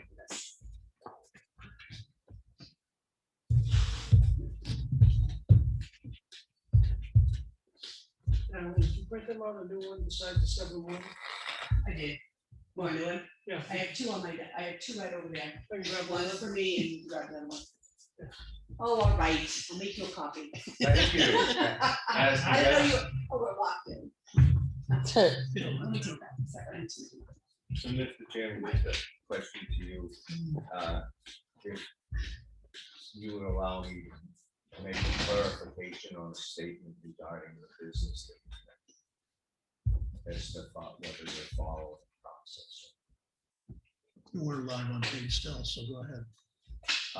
I feel the comparison that was just made was inaccurate because as you had pointed out, and I believe it wasn't March, it was May, when a cease and desist was issued. So there was a certain process that was maybe being overlooked to a point, and there was correspondence back and forth that you're seemingly aware of. Beyond that, that company went to the ZBA, they got certain approvals, that went to the planning board. There was a deficiency in recognizing something else in the zoning ordinance. It was sent back to the ZBA. It was just in front of the ZBA again on that issue and is in process. And once that is done, and if they get the approval of the ZBA, it'll go back to the planning board.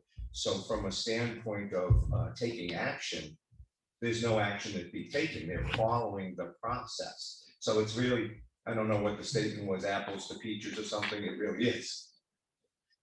So My observation is not a good comparison.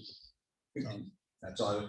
Because I don't want them to be disparaged in this conversation because they are following They the are following process. everything they should. I was cited on Facebook, I hear, as being the one to stop the process, which is not true, but, No, it had nothing to do with it. I was the one that stopped it. well, I think we had advice from council. We and- did, but ultimately, when he gave me the, yep, you can do it, that was the one that said do it. Right, So, it came through the board and the whole. Yeah. It followed the process, it wasn't an individual. Thank you. okay. Well,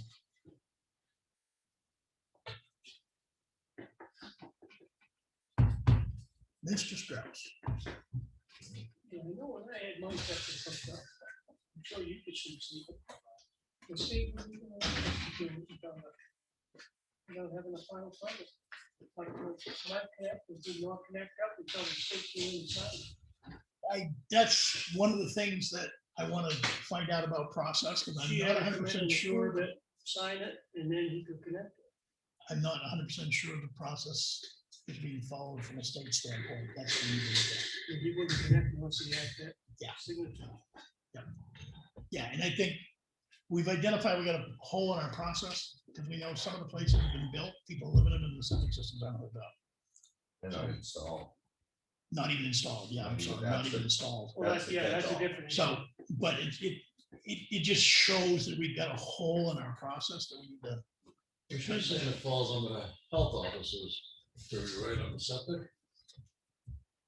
And that's what I'm gonna be looking into. I've had some exploratory conversations in the past, and I haven't found the mechanism for resolution here yet. So following up with the state to say, a design was issued, there's a timeline on the design, is that something that's actionable? Who follows up? Do they follow up? Do we follow up? Since we don't have building permits, but we have what's known as zoning compliance certificates, or certificates of zoning compliance, because we don't have codes. But nobody goes along with that, so we call them building permit for simplification. So how does that tie into the process? As Rebecca stated, there's not a clear path without inspections and all the legal mumbo jumbo that codes bring in when you adopt them. So that's the conversation that happening in the state is reach out to the state. How do we navigate this, where there's just clearly this big void in following up on these systems? So basically, we're looking for the health, see if the health officer can sign off on that septic before anybody moves into the house. Well, it's the state's territory though, as far as regulating, so it's a collaboration with the state for us to understand our role, whether it's a combination of the zoning officer and the health officer, and how that gets determined and how we track it. So it's a bigger conversation. Yeah, in my discussion with David yesterday, it's probably not all on us, the guys who work in the state on it, so. Yes. And then the tracking mechanism is the other thing that I want to dive into, because it's like, we got to figure out a better way to track this stuff. And quite frankly, I would love it, and I don't know if we can do it, but because we now have the online system, you can actually go and look at that, and you can actually see under permits, what permits are out there. There may be a way to load this somehow and upload it, like we're back to being able to upload it automatically. Maybe not, maybe it's a batch file and David has to upload it, but there should be a way to automate it beyond where we are right now. And I guess that's another question at the state level is how, at what point in time did we get sophisticated enough at the state level to have X number of our septic systems in town Yep. on, a drive or Yep. digitally available? And like you say, can we get that in mass or is that a one at a time thing? So how does the information flow? And then there'll be things that are predating. Homework to do. All right, cool. All right, let's slug through this and see if we can. Page 6.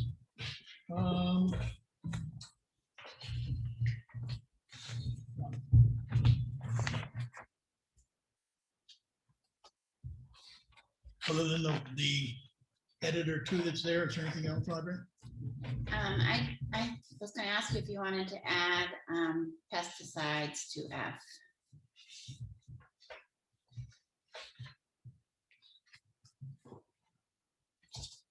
You don't allow dairy animals, pathological waste, medical waste. Okay, Page my- 5. Okay, my Yep. break is a different spot, sorry. Okay. So what's the Roman numeral? Page 5, number F. Unacceptable material, Unacceptable, yeah. letter F.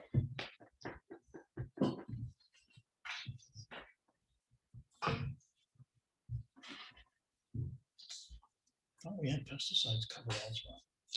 I don't remember seeing it. Yeah, Yeah, I thought, On B?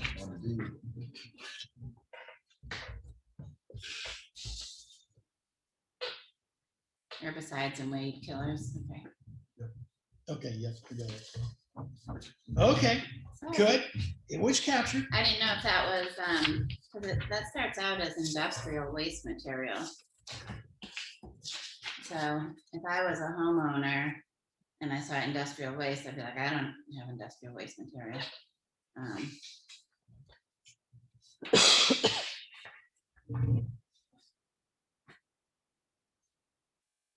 So I don't know if F has a heading. What's everything in F? What grouping is that in? Right, because you have industrial waste. It's you have- Unacceptable materials.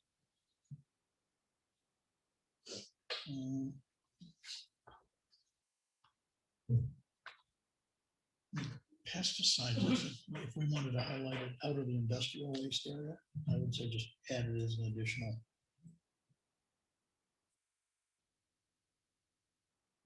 Letter.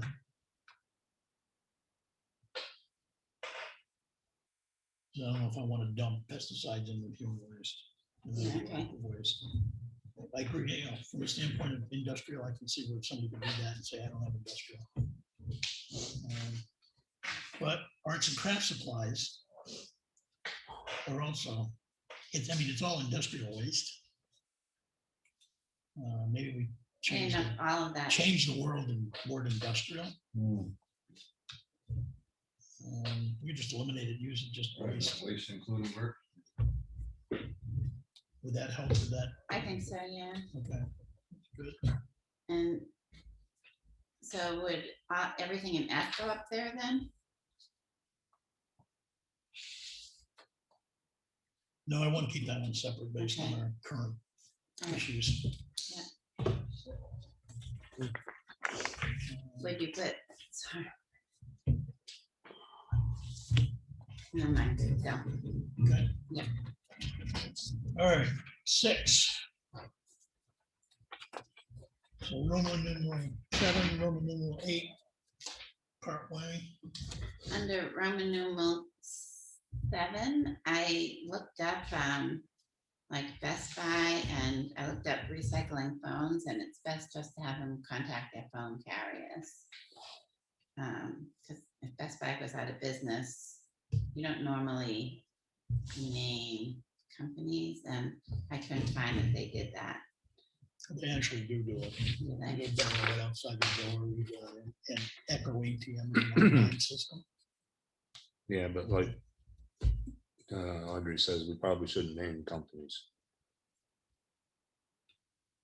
Well, this is all about helping people with education, not just saying, hey, you're here, go find it. Yeah, but Yeah, but it is also. a certain companies, we could say policy, yeah. certain companies instead of saying Yeah. Best Buy Okay. is what I'm Yep. saying. Yep, no, that's good. I like that idea. Yeah, I had changed it just to say that your phone carrier may be able to help you. Yeah, I want to have an Echo ATM in there too, Okay. because they are a large online system. And this is supposed to get reviewed periodically anyway, so even if Best Buy went out of business, we would Okay, so, modify it. all right, so Right. just leave that in there. I'm then. good- No, I'm good with certain companies.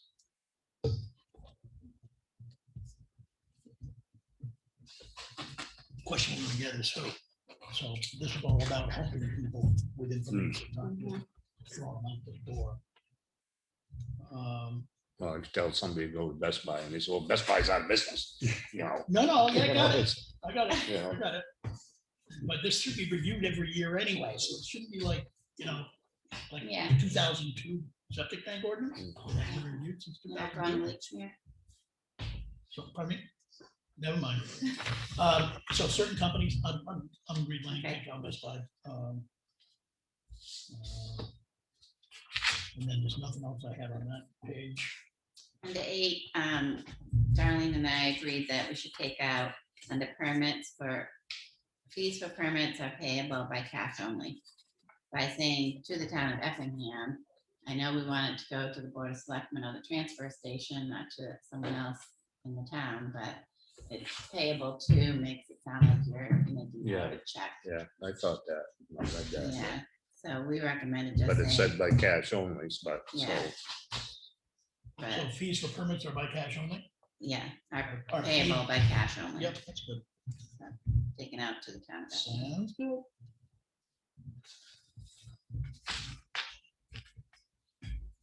All right.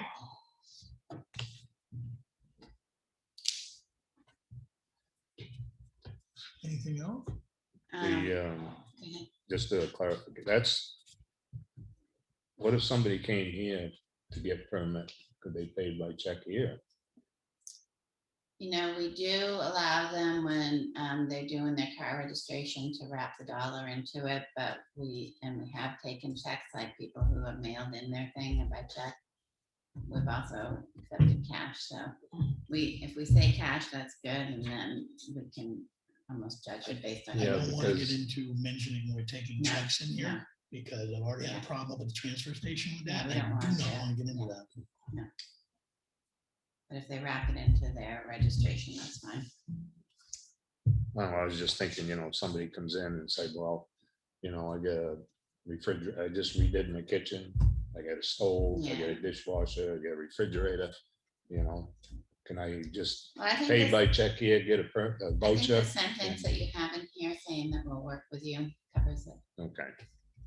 We did put a catch-all in there because we knew we couldn't cover it. I was wondering if the attendants give a validated numbered receipt. What's the They value? offer it. If they ask for it. Most people don't. 99.9% Okay. of people say no. We used to have them printed, hand it to them. And the person would say, I don't want that. Right. It you was don't thrown throw away, it so out. we just wasting tape. But if somebody says, hey, give me a receipt, I've actually seen them going and write a receipt, so. While we're on this real quick, I got a call from someone a couple weeks ago saying that he didn't get a receipt. And a couple of times, he didn't get a receipt, but when he went up he had the guy come over to tell him how much it was gonna be. He got 2 different prices from 2 different guys. Yep. How does that work? It's a judgment call. No, And I mean, at the told him- same I time, told him standing there, No. 3 guys standing there, one No. saying this, one saying that. When you came in, it was I here, think, and then when you got down there, it was somebody else. Yeah, that's right. And we do say the attendants are the ones that can set the price. And I covered that in this meeting, saying if the person wanted to call us, we'd have a discussion with them about the $5. Nobody's ever called. Yes. But it's because of the way we don't have a scale. If we had a scale, Well, I No, we understand that. but Other this than thing that- was, I should be on the same. no, What's coming. no, it's a judgment call. When you're driving in with a trailer full of stuff or a pickup stuff, that's a judgment call. We got guidelines in here. that may have been the same guy when I was there.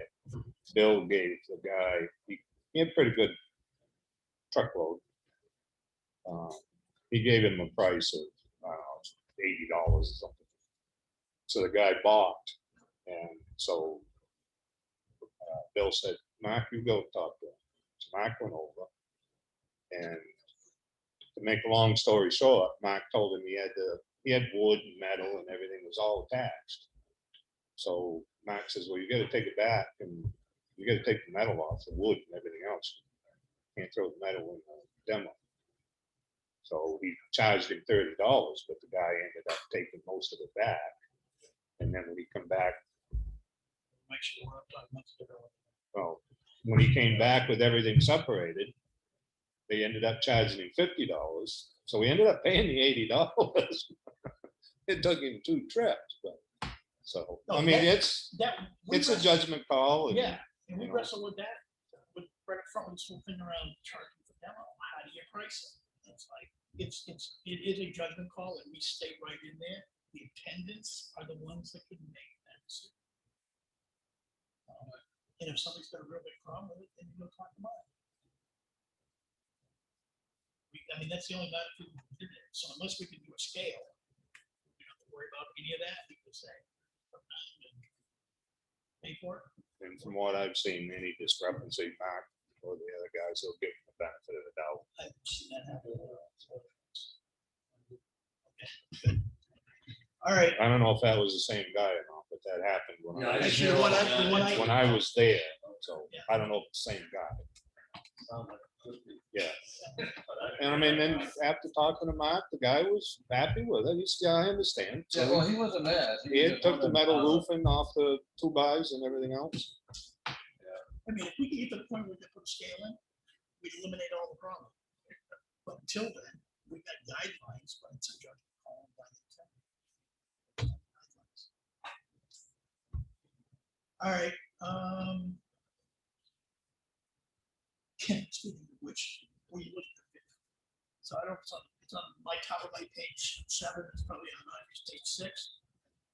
And number 5, to help clarify that very Yeah. scenario. Right,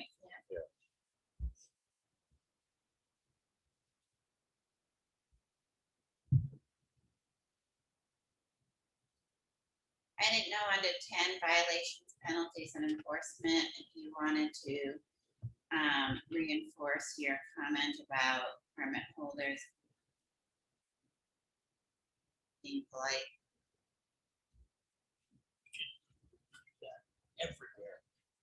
In what area is that on? Is it new add-on somewhere? I had pulled it from earlier in the document Or where saying, would you put it in? the second paragraph on the violations. It's a privilege. Transfer station permits holders and their passengers are requested to conduct themselves in a civil manner. You know, because you say here is where. We could do that, yeah. Yeah. And it has gotten a whole lot better from where it was. even 2 or 3 Yeah. years ago. So, it's a And rare I get comments from Mark on Monday morning, so I know. It's rare, but it's the same people. yes, So, exactly. and I've already checked this with the chief.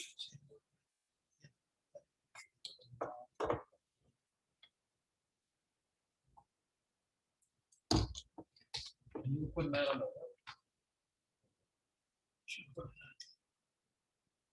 So Creatures of the Peace kind of cover that also. But this is actually language of previous time. To the RSA. That's fine. When you look at the RSA, that's. And the reason we did that, in each of those scenarios, it's decided for cited by the RSA. In this section, it can give them the leverage to say, you know, stop the profanities, please leave. Yep. Okay. And I just had under, after the 5th violation, in addition to any other penalty, in addition to any penalties,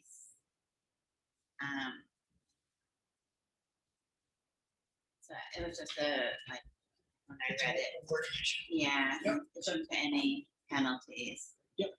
Person.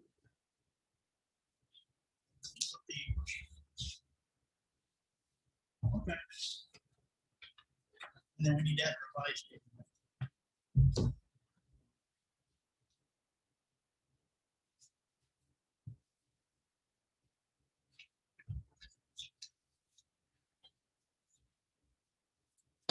Did I send you second draft version of this? I don't know if it was, yes, it was a Word. Yeah. The one you sent out on the 29th. Yeah, to these folks. Yeah. All right. And I didn't do any other edits, so I'm gonna step out. Nope, that's good. That'll work. Okay, do you want me to, I don't have some of the stuff you wanted in verbiage, so I'm gonna have to send it to you and let you get the last edit. Okay. Then we'll review this. Next work session and just basically say, yeah, we'll do it. And we'll publicize it. Okay. All right. Need a break from reading. You're gonna go into budget now? Let's go. So Let's you're look at good. it. Profit Okay, loss. thank you. Darlene took it next time. Yeah, she gave them to you. Yeah, well, she gave him one, but then she took it back to make some more copies.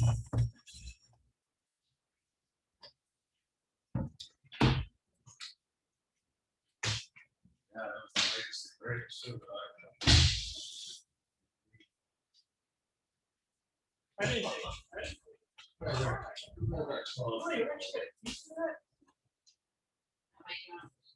You must be a one person. I never see anything. Yeah. it's in, I lost it.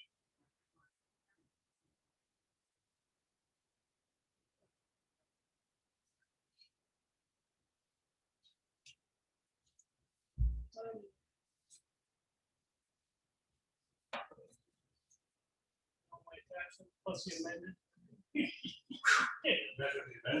Yeah, when it gets to budget season, I get an email from Dave. It's like, we really want to open that up now. And then I grabbed the freaking worksheet of it, doing, me and Darlene were doing together. Trying to correct. Adding the salaries, and grab the wrong worksheet, send the wrong worksheet, and then resend it out again. Son of a gun. One more attachment. What the hell? Okay, I got plenty of copies of that. Was that part of it? You making it? You're running all the copies Oh, off? I got all the copies. Oh, perfect. Yeah.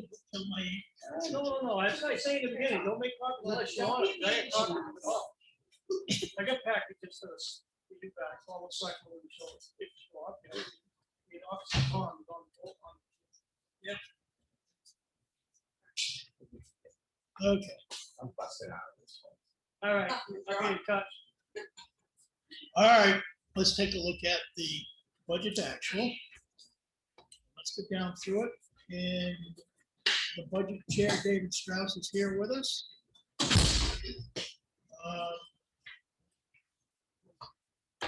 First item, first page, 4130 executive.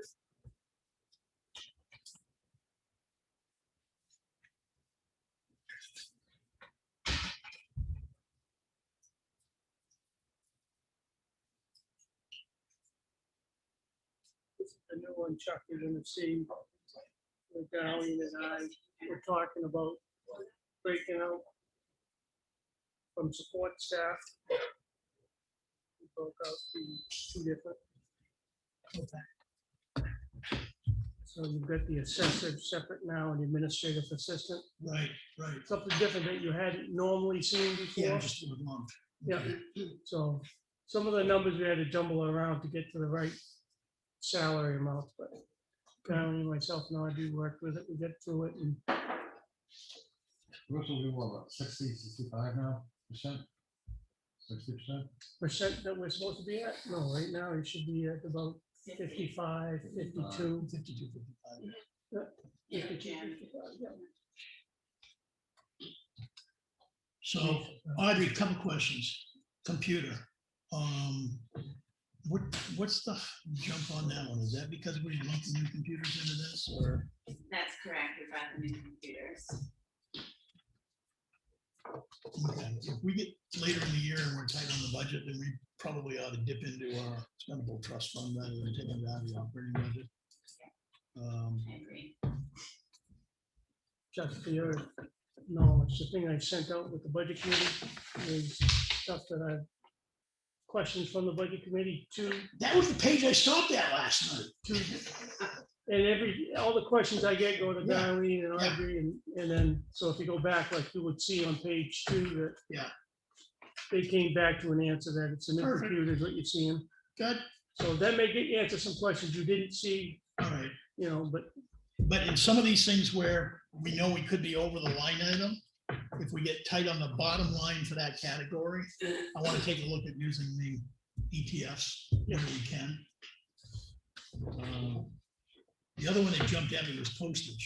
And is that because we're buying quarterly or semi-annually or whatever with the meter? No, it's because we just got the administrator passcode to run a report and charge the departments for their postage. So you'll be seeing some of that move to Deanna for the tax bills, things like that. We're taking it all right now. Okay, they'll be splitting it. all right. Any questions? We don't expect that to go over though. I mean, once you split out, we should be close. How about that? Correct. Close. And I asked Darlene today to take a look at, and she said you've already started taking a look at it, the contract we have for that printer in there. She was going to, we talked about it. Okay, so The we've been at 6,000 copies forever. And I don't know a bill where we've been less than 10,000, as high as 18,000 before we started having the tax stuff printed by Minuteman. I'm wondering if we ought to take a look at a different contract number, because I gotta believe it's cheaper by the contract than it is by the page. Yes, and that's a whole goal of mine anyway, because it's slow, not super slow for this office, but it is a slower machine and it's not color. And that is a challenge, like printing out documents with red lines on them. It would be nice to be able to have color in the office. Can we look at a monthly lease cost? Yeah, I have one, but Okay. I'll review it, 'cause I Okay. did it last November. All right, yeah, I'm not interested in buying it outright. If we lease it, when we're done the lease, whether it's 3, 4, or 5 years, Right, we bring in the new machine. right. And we don't have to worry about being in the scenario where we are today. Okay. All right, election registration. Any questions by anybody?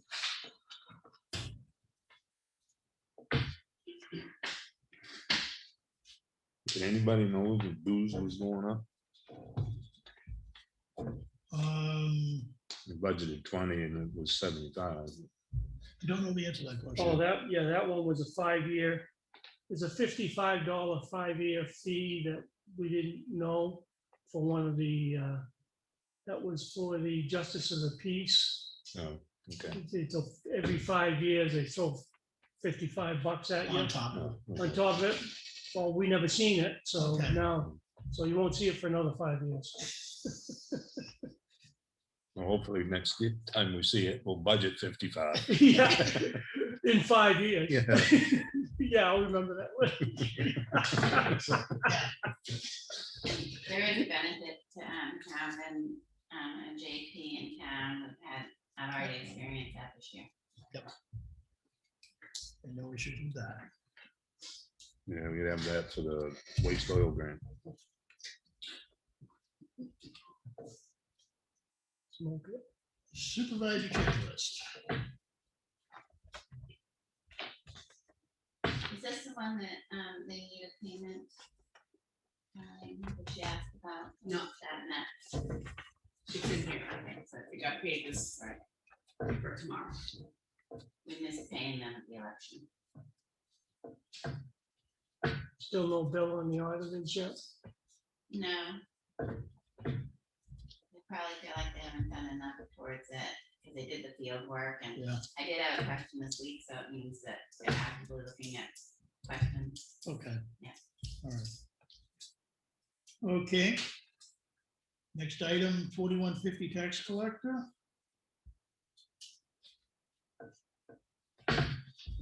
She's used postage. Tax collector. Yeah, that's the Minuteman stuff for all that. It's not the actual office stuff. Yeah, so she should be somewhere at the 55. Yeah. But that varies anyway, depends on what the mailings are. And we this same with the office equipment, are we putting like computer monitors and stuff in that too, or you know what? On her line item? Yeah, not a biggie. I'm just curious. Yeah, I don't know what's in there. Okay. Which one's that? The office equipment supplies. It's a 60, almost Do you want me to break 65%. that down? Yeah, I know, no, she had ended up buying some things That's in the office, so it's a one-time cost. It wasn't like it's, Is it the TV? thought it was, no, it wasn't the TV. Because we bought a new TV for him. Yeah, no, let me see if I can find it. that could be that'd be about the right number, price wise.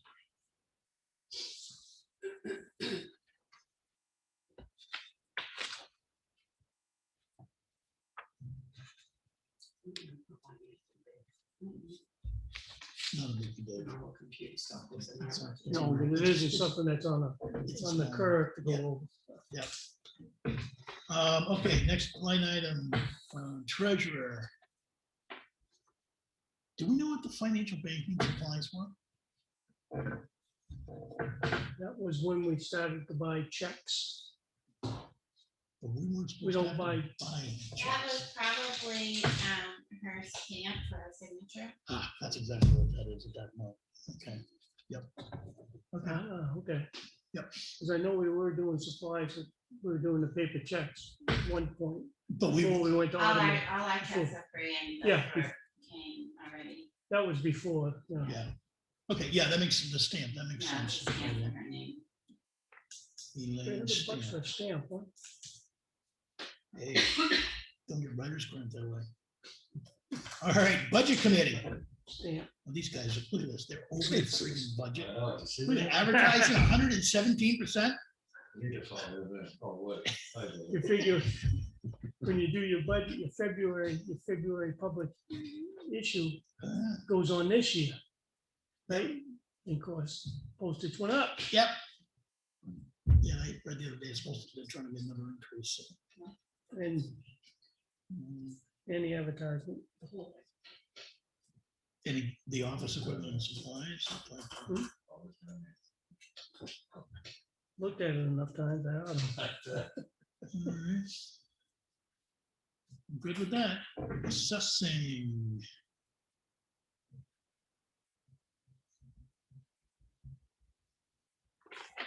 Was the postage on that because of the inventories? It might have been. Okay, The, this contract assessing services needs to be moved to encumbrances, which is now 6,100. Oh, you made it 6,100? Wait, thousand? this 6,000, I'm sorry. Okay. There's actually 13,000 that you carried over from last year that we need to pull from first. okay, So Okay. I'm gonna move that okay. to down here. And you're gonna take that 5263 out of that line, the 4901? Because I mean, if, while we're talking assessing, I just wanna, because that's a contract payment, Yes, so that should go over into the regular assessing, right, Yeah. Darlene? yes. Okay, so that And that's means, gonna come down here as well. So down the bottom, oh, because we're gonna use, we're gonna use the use the 13,000 carryover first, right? and what we carry over at the end of the year, yep, for getting our 5-year Yeah. payment, yep, perfect. Yep, okay, as long as we catch that at the same time. Because I just pointed it out, because I probably wouldn't have. Oh, that's why we'll all try to help each other. Do we know under assessing is the software support like an annual fee? No, the map, one below that, the maps are quarterly fee. It's a monthly fee. Yeah, it's Comes monthly. in from that. Okay. Because it looks like we're gonna be, if it's monthly, we're Is definitely it gonna like be 16, over. is it like 1,600 a month or something? Yeah, So I'm it's- wondering if that's also assessing. What? The software support. Would this have been the fee we paid to add the online capability for people to look up their tax cards? It's about the same price. That's why I thought it was in the 2,200 and something like that. I can. I'm just I'll look curious at what it this. is, because I I can was, look at this. Which one you talking about? 4152 software support. Yeah, okay. I think it's, the reason I ask is I think it's that annual fee we paid not too long ago. It could be. It's around that price when I priced it out last year or the year before. I just want to know that one. I'm sure people on the budget committee are gonna ask that one. Okay. FICA, Medicare, got it. And we used to keep FICA and Medicare under one line. Right now, we divided them out. Is that the reason we're 100%?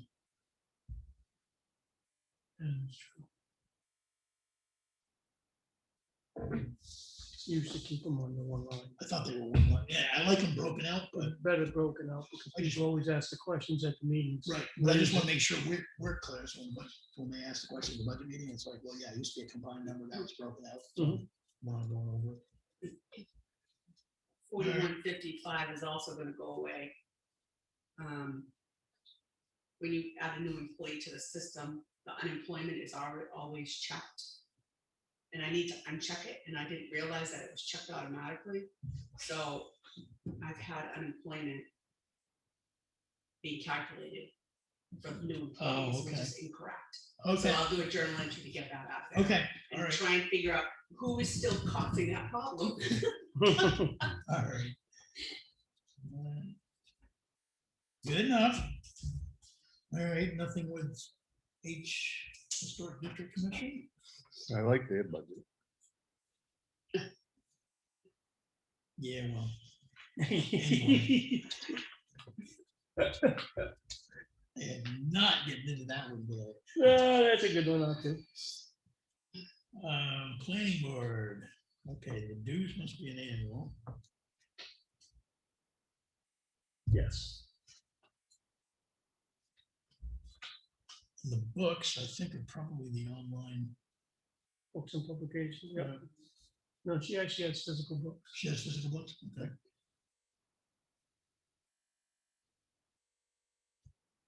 I'm gonna do some kind of supplies, okay. That is actually her Zoom. A portion of the Zoom. Yeah, I believe that's her portion of the Zoom. They charge a monthly fee for the Zoom, right? Audrey?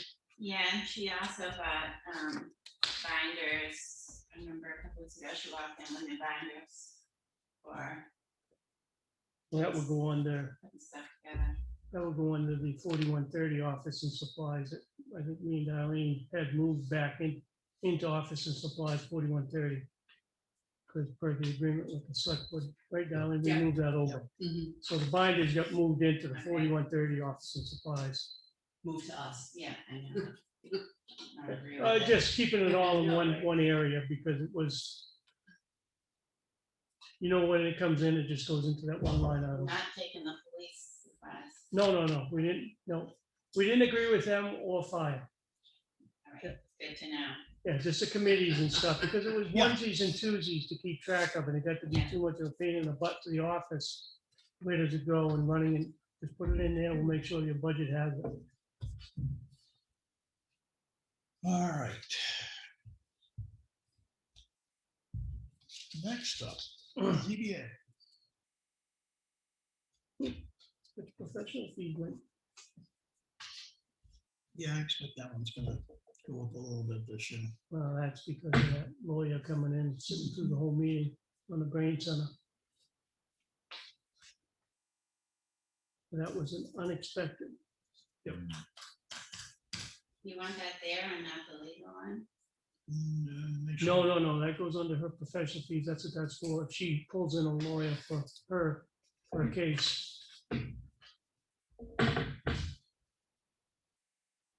And then zoning Can be an officer. engineer too.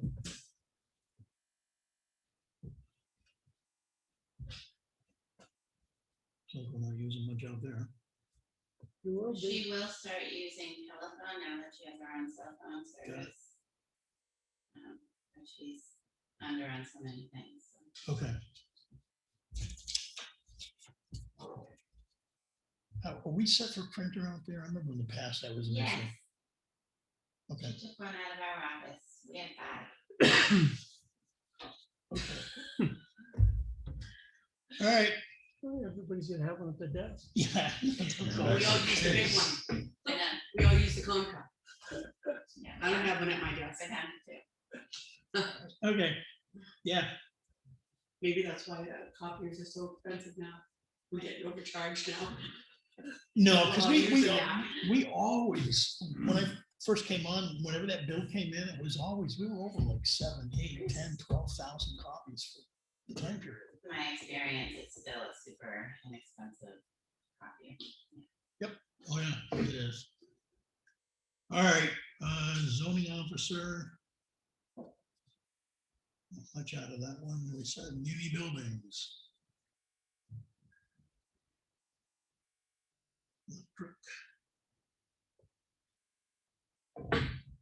Where you going, Chuck? I did have a note on one of these, if I could bring it up. That there was concern on some of the people, I know I'd given it to Tom, 4153, we already went by, legal expenses, Yeah, I was actually looking for that. I missed it. 4153 legal expenses, so. I had my note, but we kept talking and I missed it. Oh, yeah. You know, I mean. I actually skipped over that line by mistake. It's still a lot of, because I reviewed the whole folder with Darlene and going through, I mean, it's justified charges, but there's a lot of people making calls. And it's, I know there was discussions that the select board was gonna say, if you have a committee, a board, or someone else, other department needs to use the lawyers, they come to the select board, justify what they've got to do, No. and go to NHMA. The chairs should have the responsibility to go direct if they've got a question without our permission. See, I've always disagreed with that because as a chair of ZBA, before and a chair of the budget committee, I always went to the select board to say if I needed to hire a lawyer, our lawyer, to get a legal interpretation, that you ought to know what's going on and see if it's justifiable. If you didn't think it was, then you should tell me go to NHMA, who we pay for the legal fees Right. to do We that. should be going there first. We should be, but we're not doing that. We even announced it in here this year. And I always felt that I see stuff in that folder that would put that more in line of where you would say, no, you should go to the NHMA. Can you just put out a note to the chairs and just remind them that if they've got legal issues, their first point of attack is NHMA legal? I thought that was said, at one point. Oh, yeah, if you go through that, Probably legal- reiterate. if you go through that legal Yeah. folder, you'll see Think that. Just You went to it, right? reiterate, that's what it is, just a reminder. Not control, but just see where the budget's going, the amount of calls going to the league. Oh, so I know that's one concern that I've had a couple of members already talk to me about, that this is going a little ridiculous, and so that's why I got more information at the budget meeting for it. On the, It's okay, did I send you the breakout I sent Chuck? It shows you may not have, what percentage goes to. but the numbers have changed here too since that Yeah. time, so I'll update that. updated. Yeah, I went No, through no, it with it's changed. Darlene. I Okay, went through it yesterday. Okay. and the bulk The of numbers it's, are still the same as So the you- one she sent. You hasn't changed. We haven't done it yet. the bulk of it's that. big Yeah, if you legal could send me case. that. Okay. Can you send me that too? Yeah, me too. You did get it. You did We Please. get have copies. You run the You guys email. want me to make you a copy Oh, that's fine too. It's fine. from McDonald's? Do that. Yeah, sure.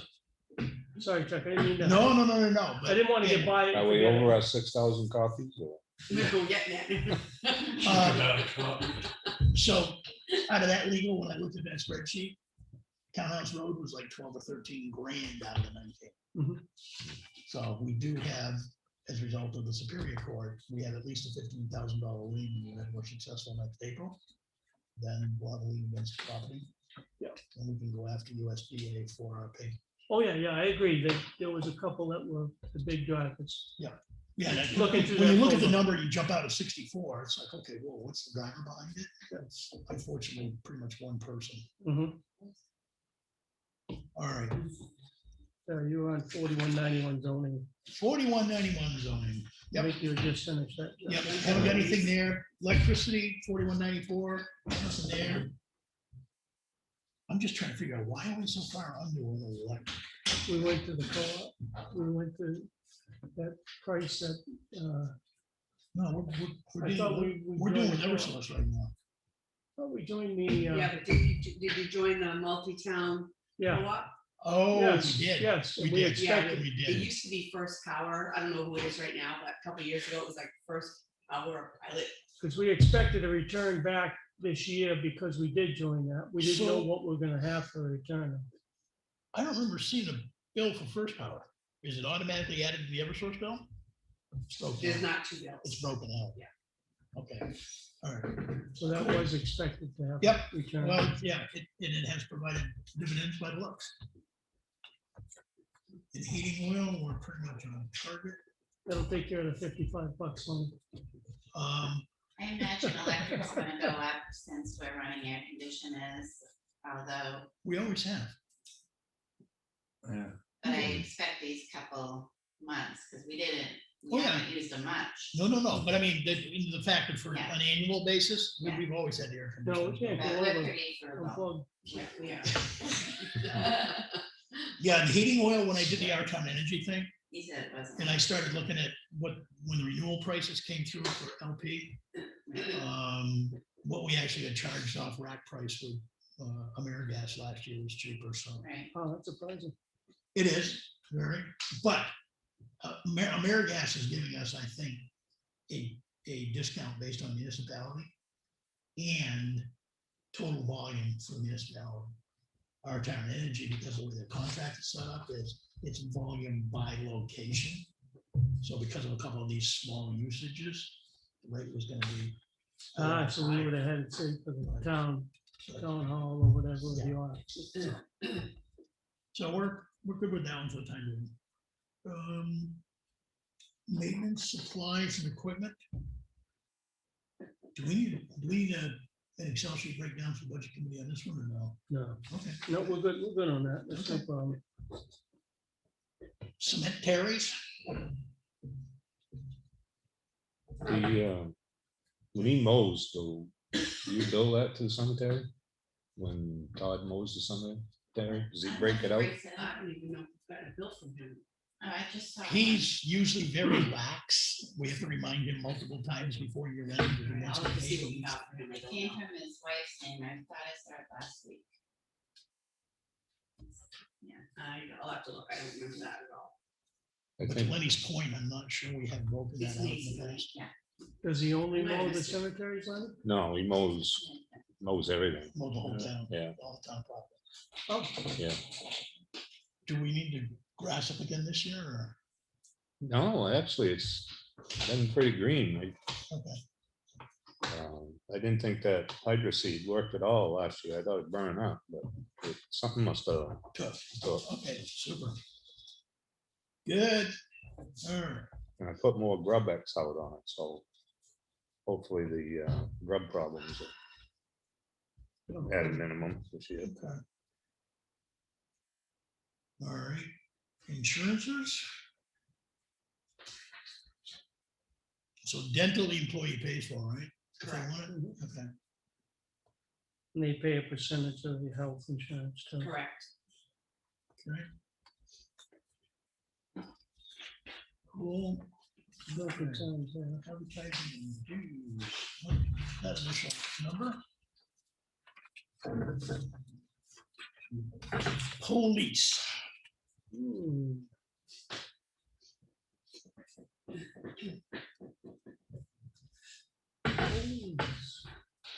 So I had asked the chief about the supply item, and apparently we were basically out of ammunition in the back room, Mhm. and I know from recently buying some. It's expensive, Yeah, he And these- answered back to me. And these guys have to qualify every single quarter, and it's a minimum number of shots when they do that. And Yeah, he ended up with new pistols he and did, some desks. we had, He said he expected that to be a one-time purchase, most of it. So- yes, yeah, And we knew there was gonna be some increase when we started having, actually manning up the police department a little bit. it was So, actually been a little less. K9, I'll point out on this, is the top line is a new line. The budget committee asked to be put in Okay, to keep track. So that's Yep. why you see nothing under the budgeted line. Yep. We expected that we're it's gonna it's a have tracking line. the tracking line, so we Okay. have something, because, I mean, the previous select board voted in to accept that dog. So we wanted to just track what was the expense into it. So once they get the 501c3 set up for the police association, they start getting donations to offset some of these costs. Will we have a way to factor that in here so people can see that there's actually money coming back to the town for the K9? Well, if you set it up as a revolving fund, then that's the way to set it up so that the money goes in, and then the treasurer can pay from that revolving fund. Otherwise, then the answer is no, Okay, because the revenue does not go back to the department. so we're gonna need to then make sure that So, we're keeping I a don't know, note. I don't know that it needs to be a 501c3. It does based on the Why could grants. it be based on the grant? You can't do a revolving fund for that. Yeah. I didn't realize it was a grant. But we can keep manual track of, Yeah, Yeah, I mean, I just- I can I- track of it on a spreadsheet, or Yep. you can. yeah, offset. Okay, yeah, and we'll know anyway, because we can actually show a report out the association. Yeah, revenues would show. It's basically what it's gonna be for. the K9. Imagine if we received the revenue, it'd probably be detailed out what the revenue's from. Right.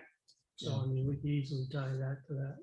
We had a chance to get a $10,000 grant up front, Oh, nice. but because we didn't have a 501c3, we couldn't apply. And this is the one I, just so these two guys here, that I talked to Joe about the extra 40 that he's not using because he's not taking retirement. We put into his budget this year, just to hold it, because we weren't sure how he was gonna work out in the beginning.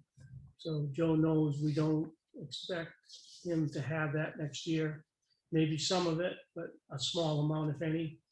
So we expect that to come back, and then we'll discuss where we'll put that into the budget. But my first thought is that we keep it in the tax base and we put it into the bridges trust fund. And that way there we can always stop that. When If the we do year have to time- hire a police chief, because we've got the money. So it won't be a big tax hit on the taxpayer when we get a full-time police chief if we have to. Otherwise, we're gaining under that. But that's just a thought, and obviously the budget committee's got to vote where they want, happy with, and you guys have to vote where you guys want to put it too. It's, But that's my suggestion. it's a good process to keep the money in the system under the current tax base. Yep. Because at some point we are gonna need We're gonna have to do it sometime. the chief, and then we're gonna be doing medical and retirement and the whole bit. So, Everything he's doing would benefit us big time to start driving that. Cross our project. fingers, he's going to stay for the next 2 to 3 years. That'll build granite. Yeah, the part-time officer line, I had a discussion with he and Sean separately. We're running into issues now, even though we had people early sign on. There was a very large above average retirement from New Hampshire retirement, police department for the police rather, in the New Hampshire retirement system. And a lot of the departments are having a problem keeping full staff. So they're keeping all their people working OT when they need them. And which is jumping into what we have here. And one of the things we're just gonna need to keep in mind is one of the area departments just up there, part-time cost of $30 an hour rather than 25. And be aware that that line also, just for you two guys who didn't know, when we budgeted it for the sergeant overtime, that money would come out of that line. That's how we figured the extra money in there for also not only just the people in the car part-time, but the overtime for the sergeant comes out of that line also. And anything he works over 40 is automatically time and a half. Correct.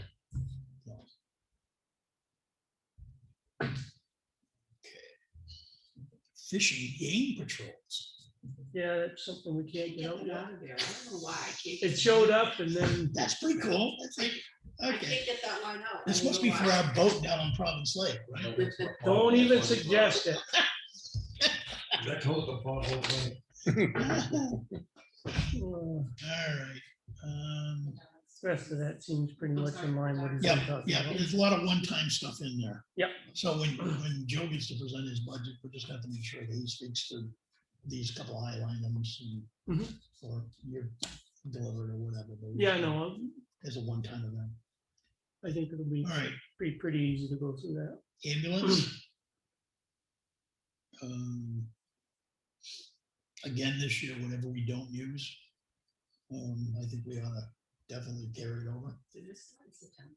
I mean, April. So what's happened the last, with the formula that went into the contract a year and a half ago, it was based on the amount of usage by town, and annually it was supposed to be recalculated. Our usage went up quite a bit.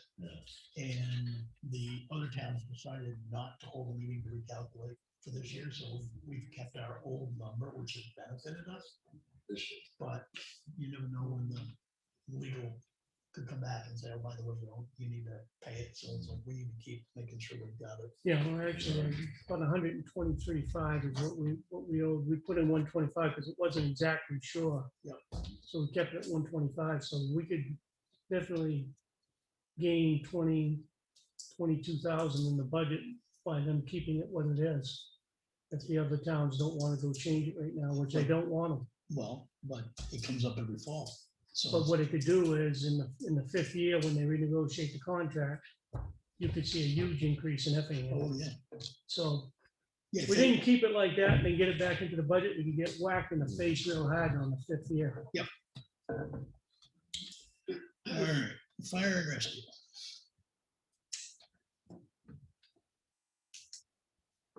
Nothing surprising there. You know, the part-time coverage is new in here that we asked for to be tracked. And you'll see in the emails I sent you, Randy's report that the budget committee asked for, and also the police chiefs in there.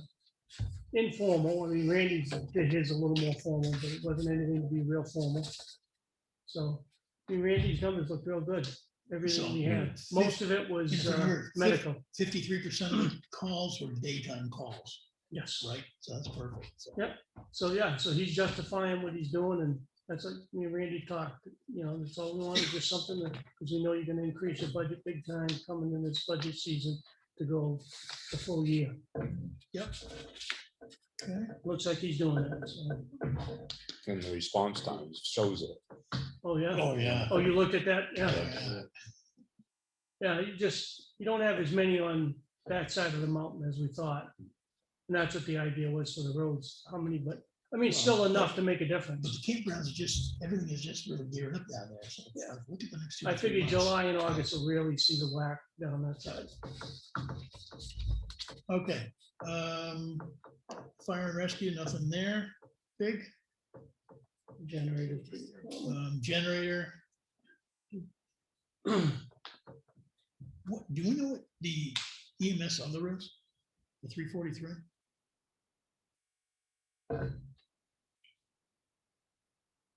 Yeah, no, but I can find out. Okay. Oh, I mean, It looks like it's a placeholder for something.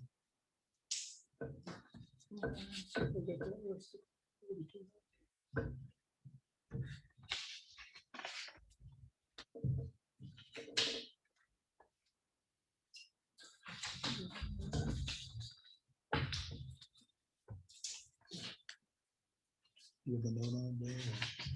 I didn't see it on there. I don't know if it was on this new sheet. No, it was on the last sheet. Okay, yep, I missed it on the last one too. Yeah. All right, forest fire warden, nothing there. Highways and streets. We just go, what was the level? That's what they're checking We're on. not sure. Yeah, once you know, if you just email me also, that would be great. Okay, highways and streets. So we will be doing an add-on to the Bailey Road culvert here shortly with the emergency repair. And we don't know what that is yet.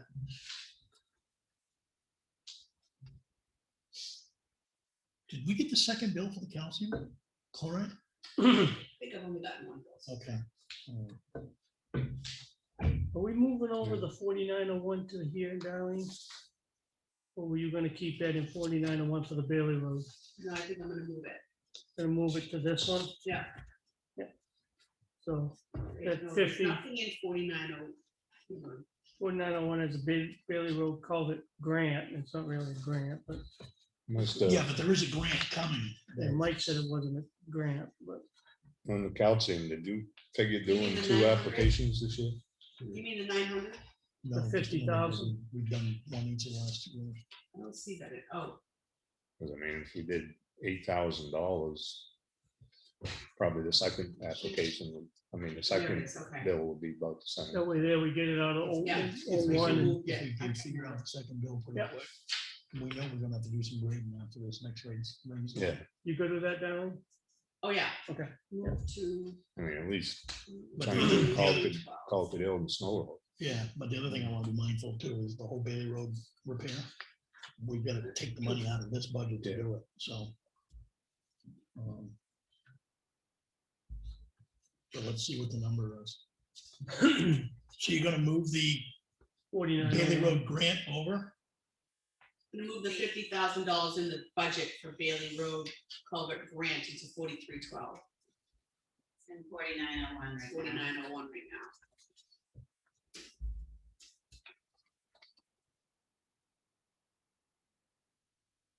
So when the CMA bills are coming in, we're paying the bills and then we're getting reimbursed by the grant? Okay. Okay. And I know you talked about leaving it in there and handling it there or moving it. You were debating either way, whichever's easier for you. I wasn't sure which I one you think wanted. it's okay, so now but under grants, I still have the Bailey Road culvert, and so far we've paid 45,513.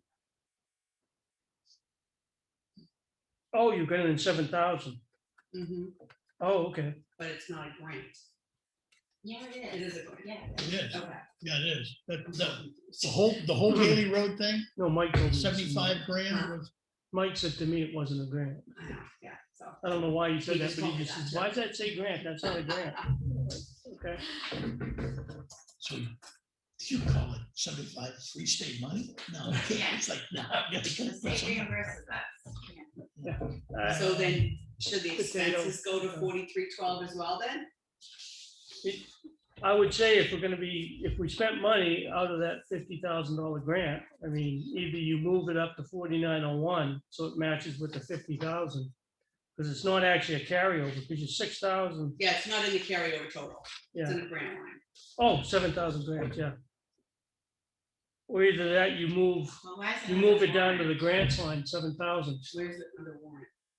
4901 is other warrants. I don't know, it's been there all along, I don't know why. That was there, just, that's your initial warrant to the town, whether or not it gets approved. And then you can move it to carry over, or you can move it. So that's the one I'm moving to 4312, So, but then I should move the expenses to go along with that. so what, I didn't realize you had a 7,000 culvert road grant.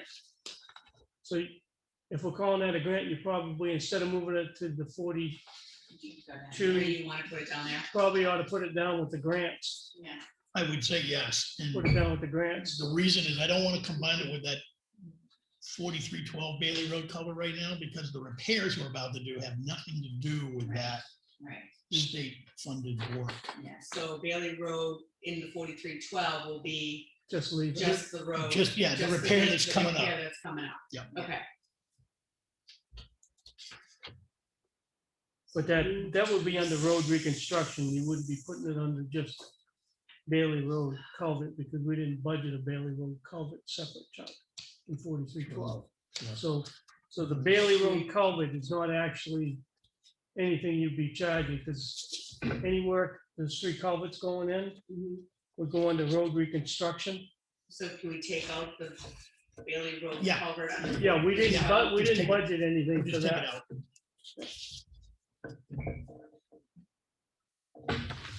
Just a matter of getting everything right in line. That's all. We good with that? Yeah. I didn't realize you put a 7,000 in salary. Yeah, it was something that we talked about with,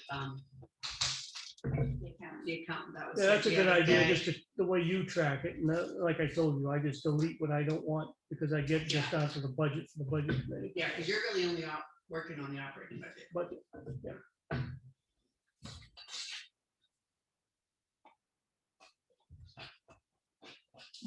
Move the Snow Road Bridge. Why is that in here? Snow Road Bridge, that's a question that I have coming up. I didn't know where he was, but yeah, Snow Road Bridge. I need to move this budget up to, I think I did half of it. Yes, This needs to go up to the budget on 28,6,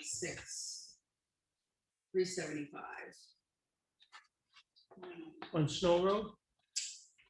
You know, the one under the encumbrances. Did you encumbered 286,000 Yep. for Snow Road Bridge last year. Yep, Or I actually just to take the money, because we spent 271,000 on it already. correct. So that probably needs to move down and come out of that Then encumbrance. that Yep. encumbrance first, like I'm Correct. moving Avatar. Right. Yep, yep. You picked up what, yeah, exactly. I want to make So sure I that set we up- covered that. I with set the up the accounts, but I didn't move anything yet. budget. It surprised me it's 286. Is that because we originally authorized by the warrant article 300,000? You must have only had 286 left. So we must have You spent some for encumbered. engineering now. We did. We did Yeah. the whole USDA. Okay, you so that's what that- encumbered the balance that was left over at the end of the year. Okay, so that's the difference, just so in case somebody asks me, I have educated on it. Yeah, there was some additional engineering as a result of the USDA paperwork. And 271 will go down to 6,000 Snow Road, right? Yeah.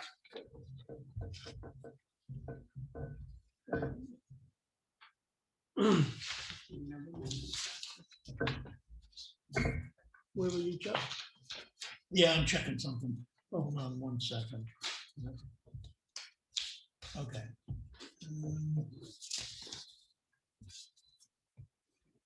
Bridges. We got our money in there for that placeholder, That's just the wash of bridges. which To wash them. I think he Mhm. did that this year too. Yep, that was, That's another one of those bills that when he pays us, should be identifying for the washing of the bridges. And we can put it into this category. Yeah. For Bridge maintenance. yeah, the spray down the, Yep, Fancy 4313. joint. Evans. Nope, it's the guy that does the lawns. No, Mason. this year, Oh. earlier, my recollection of one of our BOS meetings was that someone offered to and we said yes, and so we wouldn't have to use me. I have their name, actually, Mike gave me their name, I have it written down on one of my other sheets. The person doing the washing. He said, I think it was Todd, it was Todd and somebody else. No, it's like someone was gonna be out there already. I thought like it was Evans or someone. They're like, oh, there's a garage there. You want it done? And you guys all said yeah. I'd have to go back. through the I was gonna say, I have a name up. I don't know. Yeah, let's just do a quick check on that. Up in the fire department. They used to do it. Yeah, they're not doing that anymore. I don't know, I don't know if we've asked them. We did. We did. Yeah. And then give something for the guys to do during the day. Might be something to bring up when you're meeting with Randy. Use it pump training, whatever. I know Randy doesn't like using the fire truck for pumping water, but that's what they're made for. I'm sorry.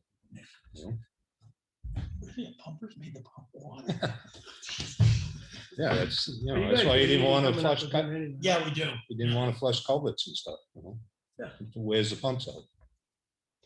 We can, yeah, he'll be in here. But that also handled any other minor maintenance you had on the bridge. I mean, that was one of the things was to go around spraying it, which was one of the biggest costs. So we threw 1,000 in just to cover it, so we could try to get rid Yeah. of some of that rusty stuff. From Well, the only winter. two they did was Elm Street and Hunter's Bridge, so. Those are the only two that get done.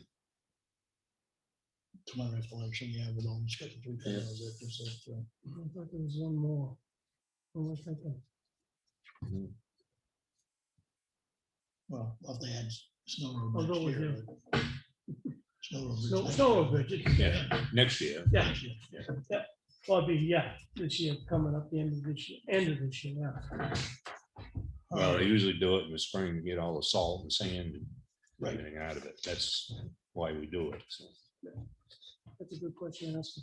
Yeah, 'cause we definitely need to have it done every year, particularly on Elm Street, because if we don't keep that gasket flushed out, it'll end its life prematurely. Street lighting, we're not paying for Eversource street lighting anymore? All right. Can I talk? No, we're on tape right now, David. Just a quick thing. Which one do you want, Street lighting, 4316, before you get off that? yep, 4414 dog officer, Darlene? 4414 dog officer, yep. You're way down the bottom. Okay, go ahead. that has $1,000 on it. That's actually a donation to. Yes, and I was actually gonna ask Chuck if you wanted me to pay that. now. Yes, Yes, yeah, put it Yeah, on next week. that's not like the nonprofits. Right, Because they're doing a service for the town at half, better than half the And it's- cost. Lakes Region Humane Society? I believe it is. Is that what it is? Yep, it should be in previous year, same amount. I think we did that last. We did it last year. fall. Yeah, Yeah, last okay. summer, fall. Yeah, because that's an automatic payment that we Yeah. just sent in. Yep. So street lighting with Eversource? I know We haven't paid anything. you haven't paid any of those bills? Because we're waiting for the work, we gotta work with it in. Remember, they were very neglectful with us and back to us on everything. On the street lighting, we got the shut off orders in, the work orders in with Eversource, nothing has changed.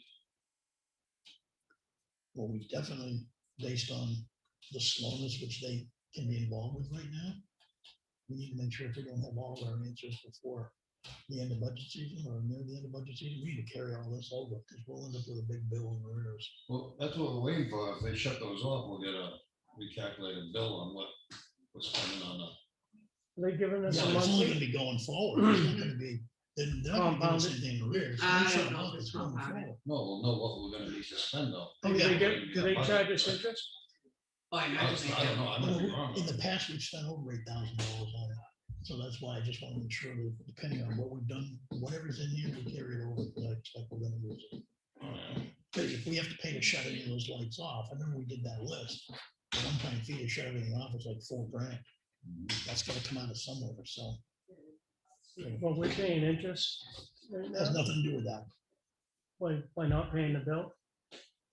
That's My what Darlene I'm just sure said. I'm sure we're paying late fees. I don't know what Yeah. interest. So, I'm sure we're paying late fees. I mean, if there's gonna be a We're being charged retroactive late payment, fees. why aren't we paying the bill and then once it gets settled, we have them rebate us back the cost of those? We did it that way, more or less to force their hand, to listening to us. They're not- But all they're doing is billing us. All they're late doing fees is right billing now. us more. Billing us more. So, So the Eversource lighting, Street lights. street lighting issue. It may be time to pay that bill and then continue to argue our case. Because right now we're accruing late fees. Okay, I haven't seen the latest bill, so if you want to give it to me, I'll call them and say a portion of this. Okay. Yeah, they're in the file. I have just been saving them. I don't expect them to, when they shut them off, it's gonna be a going forward. They're not gonna give us anything in arrears, so.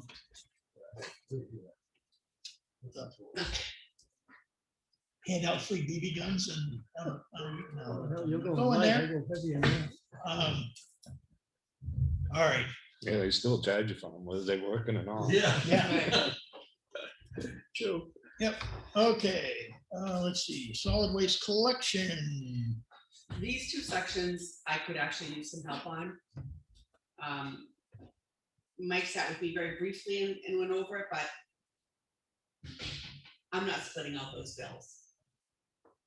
Like waste management and such. And I believe that he wants them separated, or that's the way it's set up to separate what's glass, what's this, what's that, and I'm not doing that. It's already, Or have- it's actually on the bill, but we need to break it down. Right, and I haven't been doing that. I Okay. just need some It's difficult to read those bills. I had the same issue. Oh, okay. Yeah. So when they come in, just give me a call. They're not easy. I'll come We in. have one in Lenny's box right now. Yeah. Okay. That I did. Lenny, do you want to do that? Yeah, Near Okay. the transfer station. there. wasn't there yesterday. I probably came in yesterday afternoon. Oh, Yeah, because this was allows, by this breakdown, I know it's a pain, but. this Yeah, one no, I allows don't us mind doing it if I understand. What I'm it looking is. at. Okay. Yeah. got it. Yeah. Okay. Yeah. And it's always been a problem? So it's not just now?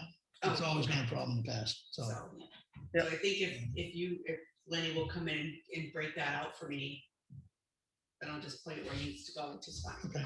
That's out of 4324. Okay. Anything there? The electronics, we've had more people dropping stuff off this year than we have in past years. That's why that number's up. And glass, the same thing. We've had more glass removal this year. It's a good thing. Still a value in the way the contract was set up and separating the glass. We're saving something like 34 or 35 bucks a ton across the board by just separating glass. Mhm. You know what this number is? So which one, what? Waste, solid waste disposal other. Okay. But I can look it up. That's 5519. Pull that one. Yeah, no, that's good. It's better that we capture it and figure Yeah. out where it needs to go rather than don't capture it all. There's probably a leftover amount that we just made another, we couldn't identify, I don't know. Doesn't look like you guys like other categories, so why do we even have? I don't know. To me, they're used as a placeholder because something doesn't fit quite right. It needs to be further research on it. And I'm okay with that. All right. Doesn't fit one of those categories above, but it's something else. Well, that's okay. Yeah, At that's least we've okay. identified it's gonna That's be looked okay. at. Yeah. Yeah, This okay. 4324, does this just encompass the waste management bill, or does it encompass anything else? no, All. Glass, tires, if the guy out of tires, Massachusetts, electronics, tires. electronics and. So like different- that North Country Recycling, that company? Yeah, Okay, Freon, they have to come remove the Freon from the white goods beforehand, so that's a separate company. Oil would be a different company too when you start doing oil, right? Yeah, it would be, yeah. Okay. Landfill monitoring, that's just, Is that what you just asked about the 4325? No. Okay, so 4324. 4325 is mostly HEB. so the annual landfill monitoring and reporting and testing and the PFAS testing was added because of the stuff we ended up having to start monitoring. And if we see something, we're gonna have to do further tests. Dog officer. Do we know if Joe was successful in reclaiming? Not at all. he wants to have a conversation with you. Yeah, if you wanna see me later. Okay, all right. Yeah, well, I knew that last year. That's why I said something last year. Yeah, for him. to Does that figure mean we out. don't have one or we do? We do not have a dog officer right now as of July 1st. Might want to go. Yeah. I don't have any more dogs. And then if we just said the Humane Society, if we cut that check and send it over to Yeah, I'll do that. those folks. Yeah. Lenny, we did that last year, hadn't been done the year before. We did it last year because we determined that we're getting a major benefit. Otherwise, we'd have to be paying by the day. for the animals. I think that was brought up earlier. So, okay. And then the different charitable organizations. Yeah, those are the only 3 requests I've had in writing so far. So I think we talked about waiting until October, November. Usually November-ish. Okay.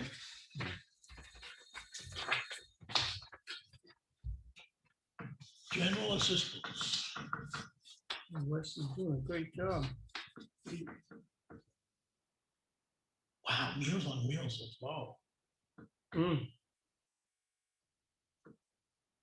But they bill, what is that, every 3 months? Do they bill once? No, I think they bill monthly. Yeah, I think it's monthly. I wanna say, I don't think I've seen a bill that's over $200. Really? I don't know how we get the word out on this one. I think it's because some people don't even know it's available. Did it close down last year during COVID? Nope. No, that was, Nope. none. But I'm thinking it's like this, with the elderly population we have here in town. Mhm. I don't know how we get the word out on that. We might have seen with the COVID too, a lot of people being home, we're able to take care of that. And cook lunch or like panto meals on wheels, was actually home and they can feed the elderly, if the elderly live with that, you know. If they live long, yeah. Yeah. That could be a possibility. too. Yeah. I didn't think about that. Number of cases. People Probably a lot working of from cases. home now as Yeah. opposed to the commuting. They don't need Actually, it's that gonna be benefit. all of it. Okay. Actually, do. Probably a lot of the people that took the Meals on Wheels are either in home or dead now. Well, that's what I'm saying. It was real big years ago. Yeah. And I'm just wondering, I don't know what the marketing of that is now to even let people know it's available. Did their director see a couple months ago? They're the director I now. don't know if it do not. No, Yeah, I think I heard that somewhere. okay. All right, Town of Ossipee Rec. Do we? Do we get a bill from them? I imagine. Yes, Um, we do. They bill us. Yeah, and I'm not sure what may or may not have changed, so it would be worth coming over there to find out where the bill is, and if they could give us any kind of counts on the kids that so far Okay, have utilized the program, that'd be great Yeah, they normally hand out a report. at year end, but I'm just the interim. Probably summer and the summer just. Yeah, I think- No, no, that's what I'm just saying, I depending think it on, was summer and usually when you get them. Yeah. Because they do a lot of Find out. summer programs. I know we got a new guy doing it. and then the library, We have not received time sheet from the cleaning person. Anna.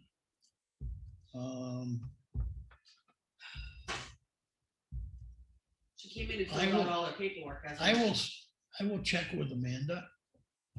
Because I think Amanda had asked her for those. And she hadn't provided them. But let me check on that and then I'll just send you a quick email.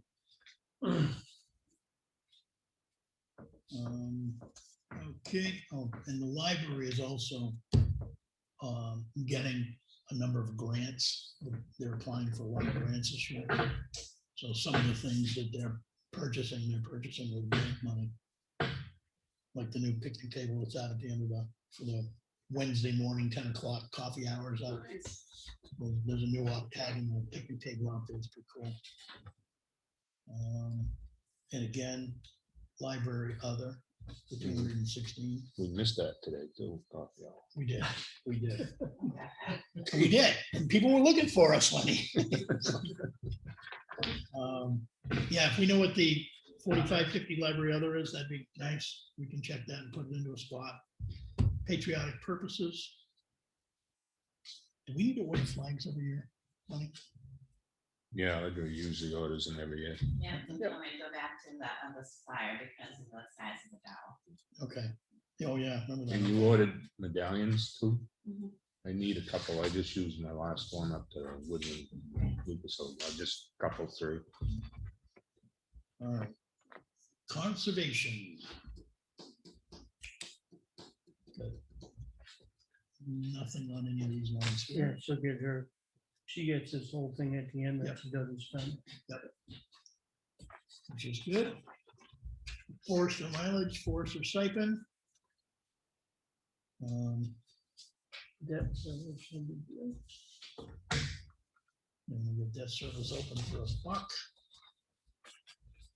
And then 4901 other warrants. We just took care of those. Capital reserve funds. So those two charges on 4901, the top two, Darlene's moving. Yep. One is concerning 16 to 680. That was something I think of historic. That's the historic town hall. There was a $680 charge for windows or something for the, Where are we? 4916, $680 charge. I think No, that, that's the, that should go against municipal building. That's the asbestos survey. was it? Okay, yeah, because I mean, we shouldn't have anything charged there but 10,000. So that should go to the maintenance, Building maintenance, yep. building maintenance. Yep. And when they do the work, they're gonna do the work Monday, September 2021 for 3 days. And that bill, when it comes in, will come in from two sources, and it'll be about $7,500. So that $700 goes under 4194. So we Yeah. change that? Yep. Yeah. Maintenance and supply. So how's that offsetting what you're paying for out of the fund? This has nothing to do with the grant. This is. So you pay bills separate than this, right? No, because what happens, it depends where the money's coming from. So if you remember that, we did that operating guidelines agreement with Effingham Preservation Yep. Society 3 years ago. Yeah, I'm trying So to there's refresh my brain. there's money from 3 different pots right now. There's the town hall repair and rehabilitation expendable trust fund. So there's some money in there. And that's what we just, this last warrant article year, put 10 grand into that. We've received 82,500 from the LCHIP grant as our first payment from the LCHIP grant. That check's already in here. And the Preservation Society has, say, an account, a savings account, with the money that was raised during that phase 1 time period. When we go after money to EBS, we have to go through a whole voucher system. And then we get a check to the town then pays the vendor. When it's just going against the trust fund, we'll just put it against the trust fund. When it's going against the grant, we just put it against the grant. So this asbestos money was, Has nothing to do with the town hall project. Does This is strictly municipal building. okay, this wasn't, I thought this was for the beetle issue. No, that's This coming, is that was 3,030. Yeah, And that went into maintenance, that one is. building maintenance. And the jury's out on what we're gonna do with the whole powder post beetle remediation. So Okay. At this point, the floor is still safe enough to walk in there on. But when that particular item comes up for architectural approval and we bid it out, it's probably gonna be a $35,000 to $50,000 job that we're gonna have to figure out how to do out of the municipal building accounts. So I have a question under the very bottom. It's got the school budget, but underneath it says historic town hall, $5,000. That's that moose money that didn't get moved last year. So we had a moose grant and that was part of it. And we found out that only 1 out of the 2 windows got paid. Remember? Correct, yep. So that needs to be offset for money. So But the money it looks was like it's hanging out there Yeah. nowhere. So can I put it in a category somewhere? Yeah, it should be a grant. Under grants? Grant. It's So that moose was plate. the moose That was an additional grant Moose called moose grant? plate grant. Moose Lake grant, yeah. So you. So we haven't gotten a bill yet for this. So That we is did, the bill. so that was last year's 5,000 summer for project. offset.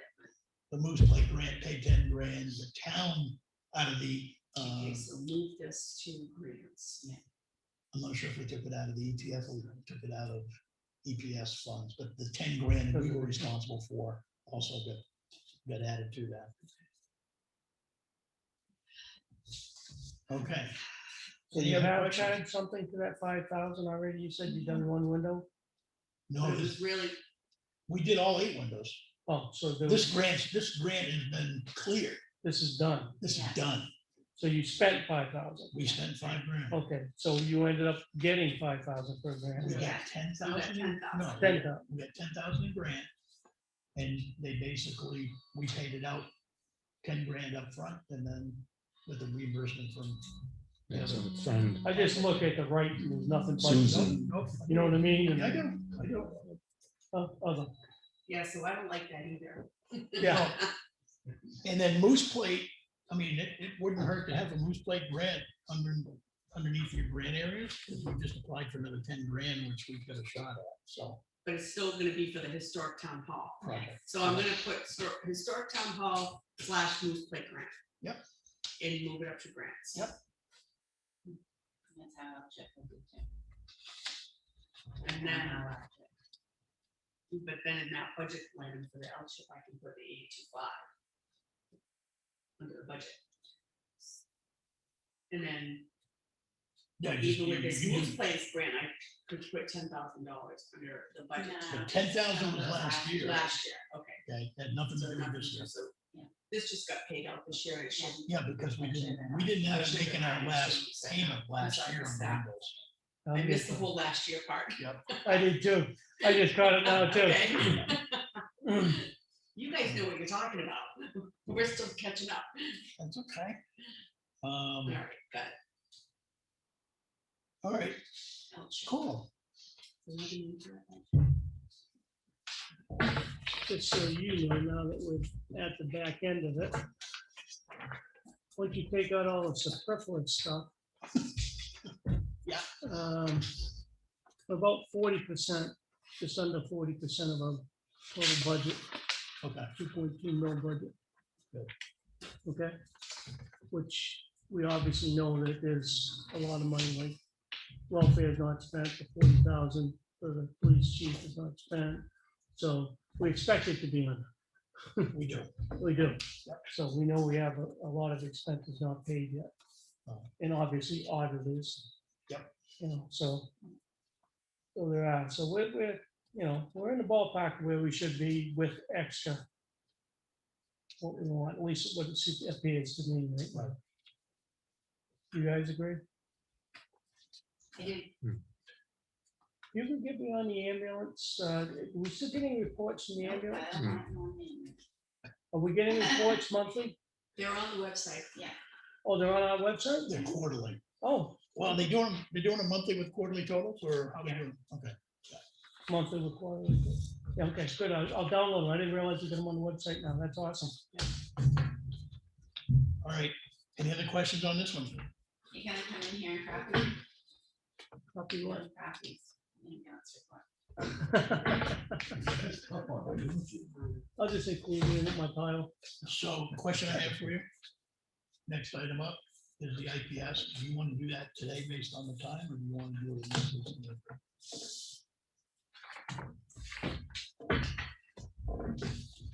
You done with the transfer station? Yeah, You tabled it, or? no, we gotta get the edits. I want to see the edits made by Audrey and Oh, these edits, okay. and then we hopefully will have the final copy in front of us. Did you have other changes? Lenny? No, I was just gonna, Items? I didn't know if we were gonna go over the Schedule A, the changes we made there. but- Oh, yeah, we should have, you're right. I jumped ahead. You all done budget wise? Yep, Good. time being. Thank you. Thank you. I forgot about it. Hung it up. Thank you. You want to just let me know what those changes are? Okay, was there anything you had in addition to what we had on? there? No. Okay. It was all on You guys already changed your. Audrey, changes and the whole Schedule A, whatever we had in Yep, there. I didn't do anything. Good. Okay, all right. there. Can I get a key to the transfer station? And the shed he needs. Audrey, Then What is it, what do you need? Key to the shed out here and the key to the transfer station. It should be in the box there on the wall.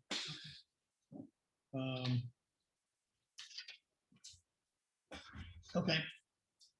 Then I will forward this over to Audrey and just have her, yeah, she'll pick up on this, 10, yeah, I'm surprised the spell checker didn't automatically do that, but I just saw that. It's like, even charge. Yeah. I mean, it's, the other thing I did too is I reached out to the environmental site here for this sharps. yeah, And the document we were using was dated 2016, and I found a 2020 document that was out there, so I just need to send that one over to Audrey with this too, so we can change that out. And the different drop boxes that are there are still, on page 12, are still legit.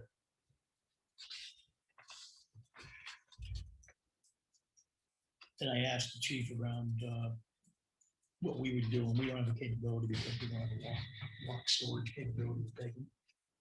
So Ossipee is probably our nearest recommendation. Yeah, don't they have one right in their lobby, right? I think so, yeah. Yeah. Joe apparently called down to the police department, so he said Ossipee was our best option. All right.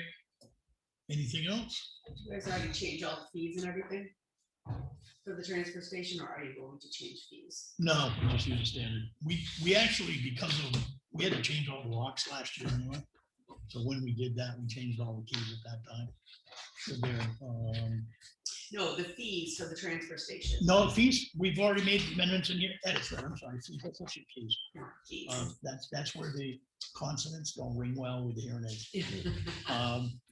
Yeah, the fees we've got in here are the ones that basically will go. We talked about it last week and I edited, on this second draft, I edited the changes. Are you gonna be ready for a public hearing? Do we even need I a wanna public s- hearing if you haven't changed the fees? It's just. No, we've added fees. Yeah, so we've we added add- Yeah, fees. so we're Okay. gonna need a public hearing. Okay, I want to see the final draft. okay. Now, if Audrey can make those edits and get them out to us before the weekend, so we've got a chance to look at them, I'd be more than happy to. I think we probably need 7 days. 7 days? So maybe I'll do it to the next, and I'm just gonna do it like at 9 o'clock, right Yeah, before you that's meet. good. We can do that. Open Take up the 5 meeting and minutes do and it. you can go right into your Yep. meeting. Any disagreement with that? Okay. So final copy next week and then we'll do the notice. Okay. We actually have that in Yeah, the because even the paper. final copy, we'll probably find something. We did last time. Yeah. We found a spelling error. Yeah. It's gonna happen. Yeah. So. And I don't know what happened here. There's all kinds of them right there. yeah, I know. No, I don't know why. It's just like, yeah, you just definitely. The spell checker didn't pick up any of Yeah. that when I was doing it. Wow. Yeah, I butchered they can get an idea what was in the line. You know, it's spelled charge with a J. Yeah, well, hey, Remote, yeah. you know. no, Oh, well. Do you have a spell check set a different name or something? No, it's like, I'm having an issue right now because my computer's almost ready to choke. It's so full. So a lot of the processing I've noticed isn't working correctly. So it's just because the memory is so small that it can't Yeah. bring the stuff in and deal with it. So I'm working on that replacement right now. Okay, thank you, Lenny, for getting back to that. All right, so from the IPS, we do need to get this one going. So underneath this draft, This is the one you emailed to us, right? that is exactly the one Yeah. email to you. All I did This was is the read it one I, last night. yeah, I read it, so, Did you have anything that popped up? no, Okay. You obviously have read it. Long time ago. Yeah, one time ago. And I thought it was crafted very well. I like the way that it was just like, I would have like, oh man, all these RSA's. It's like, wait a minute, that is the RSA. It's like, I like it. So, yeah, and you said you looked at all the RSA. oh, I did. Anything that referenced an RSA, I looked it up. And it was applicable. So, I wasn't around during the original one. pardon me? I wasn't around during the original Okay. crafting of that. All right, and then there's actually a format document. That basically the treasurer can sign saying that the office has the authority to open up the mail and look at it and whatever with stuff that comes through the door. So, we've never had that before either, I don't think. So you comfortable with what's there? All right, so Yeah. I will send you the draft of this thing in Word. We need to, in the format from the one that you had sent me, had the picture and had the address, which the format that you pulled together for the new letterhead, Yep, probably just pop it in there okay. and then just erase my, review the RSA's, I've reviewed. Put in a month, day and year. We can adopt this as a policy, so we can adopt this at the next meeting.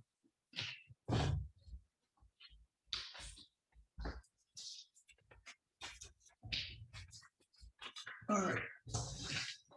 Last thing we've got, and we're down to this for about 4 weeks before we gotta do it is the ARPA list of what we want to potentially submit for our first half of this 154,000. So I gave you the sheets last week. Do you have anything else that I missed? Darling, What was, what I'm were you gonna set- looking at?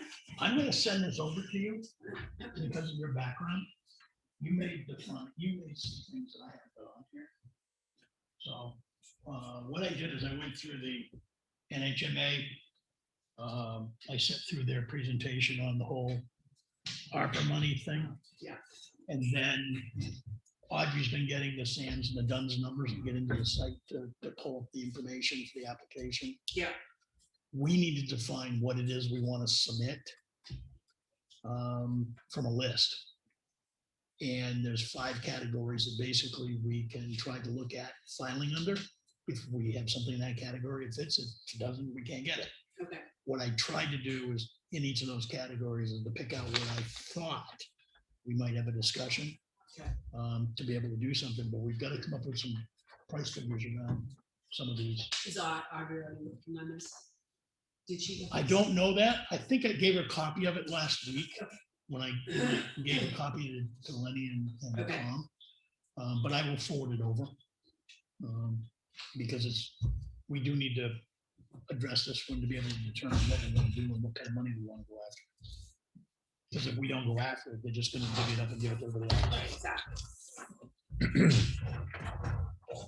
So, Looked at that map for the cable company you sent me. yeah, I just saw 3 sections in town, 153 south, down past Found by the River. There's nothing there. Molly Philbrook Road, they only go out there a short ways. They don't go out towards Gary Dean's at all. how big a distance do you think? from the stop? I haven't ridden it. Okay, And Snow Road, you know, yeah, there's nothing on Snow Road, you're right. I mean, they only go to the first, I think they go 2 sections in and that's it. So the first 2 houses, 3 houses, 2 houses. Yeah, and nothing over the bridge. No, Boy, that would be a valuable one to be able to get it from the transfer station. And it would help the people, a couple of people a little further up beyond that. Yeah. And that's a short distance, that's not too bad. All right. I will, I know Gary Dean would love it. I mean, he's got DSL right now and he's right at the very fringe and he can't get shit to speed. So, I will send over to you the email I got from John Mayer, who's one of the executives on the government side, that solicited me saying, hey, you guys wanna, we're available if you wanna talk to us, kind of thing. And if you could give them a call, I wouldn't mind getting prices on all 3 of those. I think those are good. They're small sections. We don't have enough money to do a huge chunk of town. But I You think said Snow Road, Molly Philbrook, and what was the other one? Providence Lake Road, the beginning of 153 south. when- Oh, okay. Yeah. Are you involved in the county, is it even the county, the broadband? Chuck is. Chuck, I was gonna ask Yeah, you. I've been sitting on it for 2 years. So, and the big study, they got a big grant for a big study. Mhm. And the study was near completion a while ago. Unfortunately, they couldn't get as much people to respond for data. So it left a lot of algorithm interpretation as to where needs might be, which they really Right. didn't want. So, and I don't know where it is beyond that. Yeah, So that was actually last spring. because you guys, they were meeting on quite a regular basis there for a while. Yep, right up until they started doing the work on the grant, and then we just started doing the work on the actual analysis. And then it was basically gotta wait till we get better information. We've passed to be part of it. So we've said, we voted at the town meeting to be part of whatever organizational committee. Right. To explore what it would take to build an organization. Doesn't commit us to any money of any kind. Right. But it would help us get ahead, so. Okay. So take a look at that, and what I'm gonna do is I'm gonna ask Audrey, Darlene, if you can take a look at that document this week with those 5 categories. Next week, I just want to spend a few minutes talking about it. See if we can define what we might want to look at. And I don't want to lose it. I'd rather put in, I mean, I already know one project that would eat up 65% of the first allotment. That's the air system, the air exchange system at the library, but we need to look at all of it. So, okay. Is there anything else for today? All right, Good. I'm ready to go home and have lunch. I'll make a motion. Second. All those in favor? All right. All right. Thank you, folks.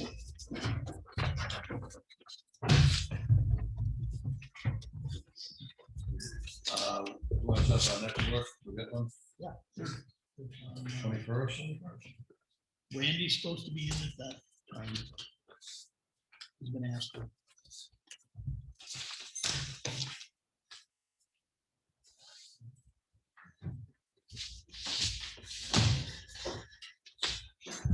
And suppose we need to sign this contract.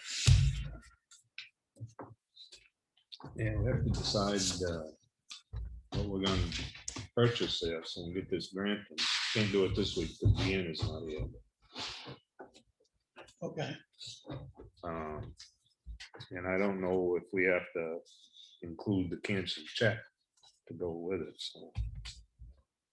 Because in the original grant, it showed a copy of the 2 checks.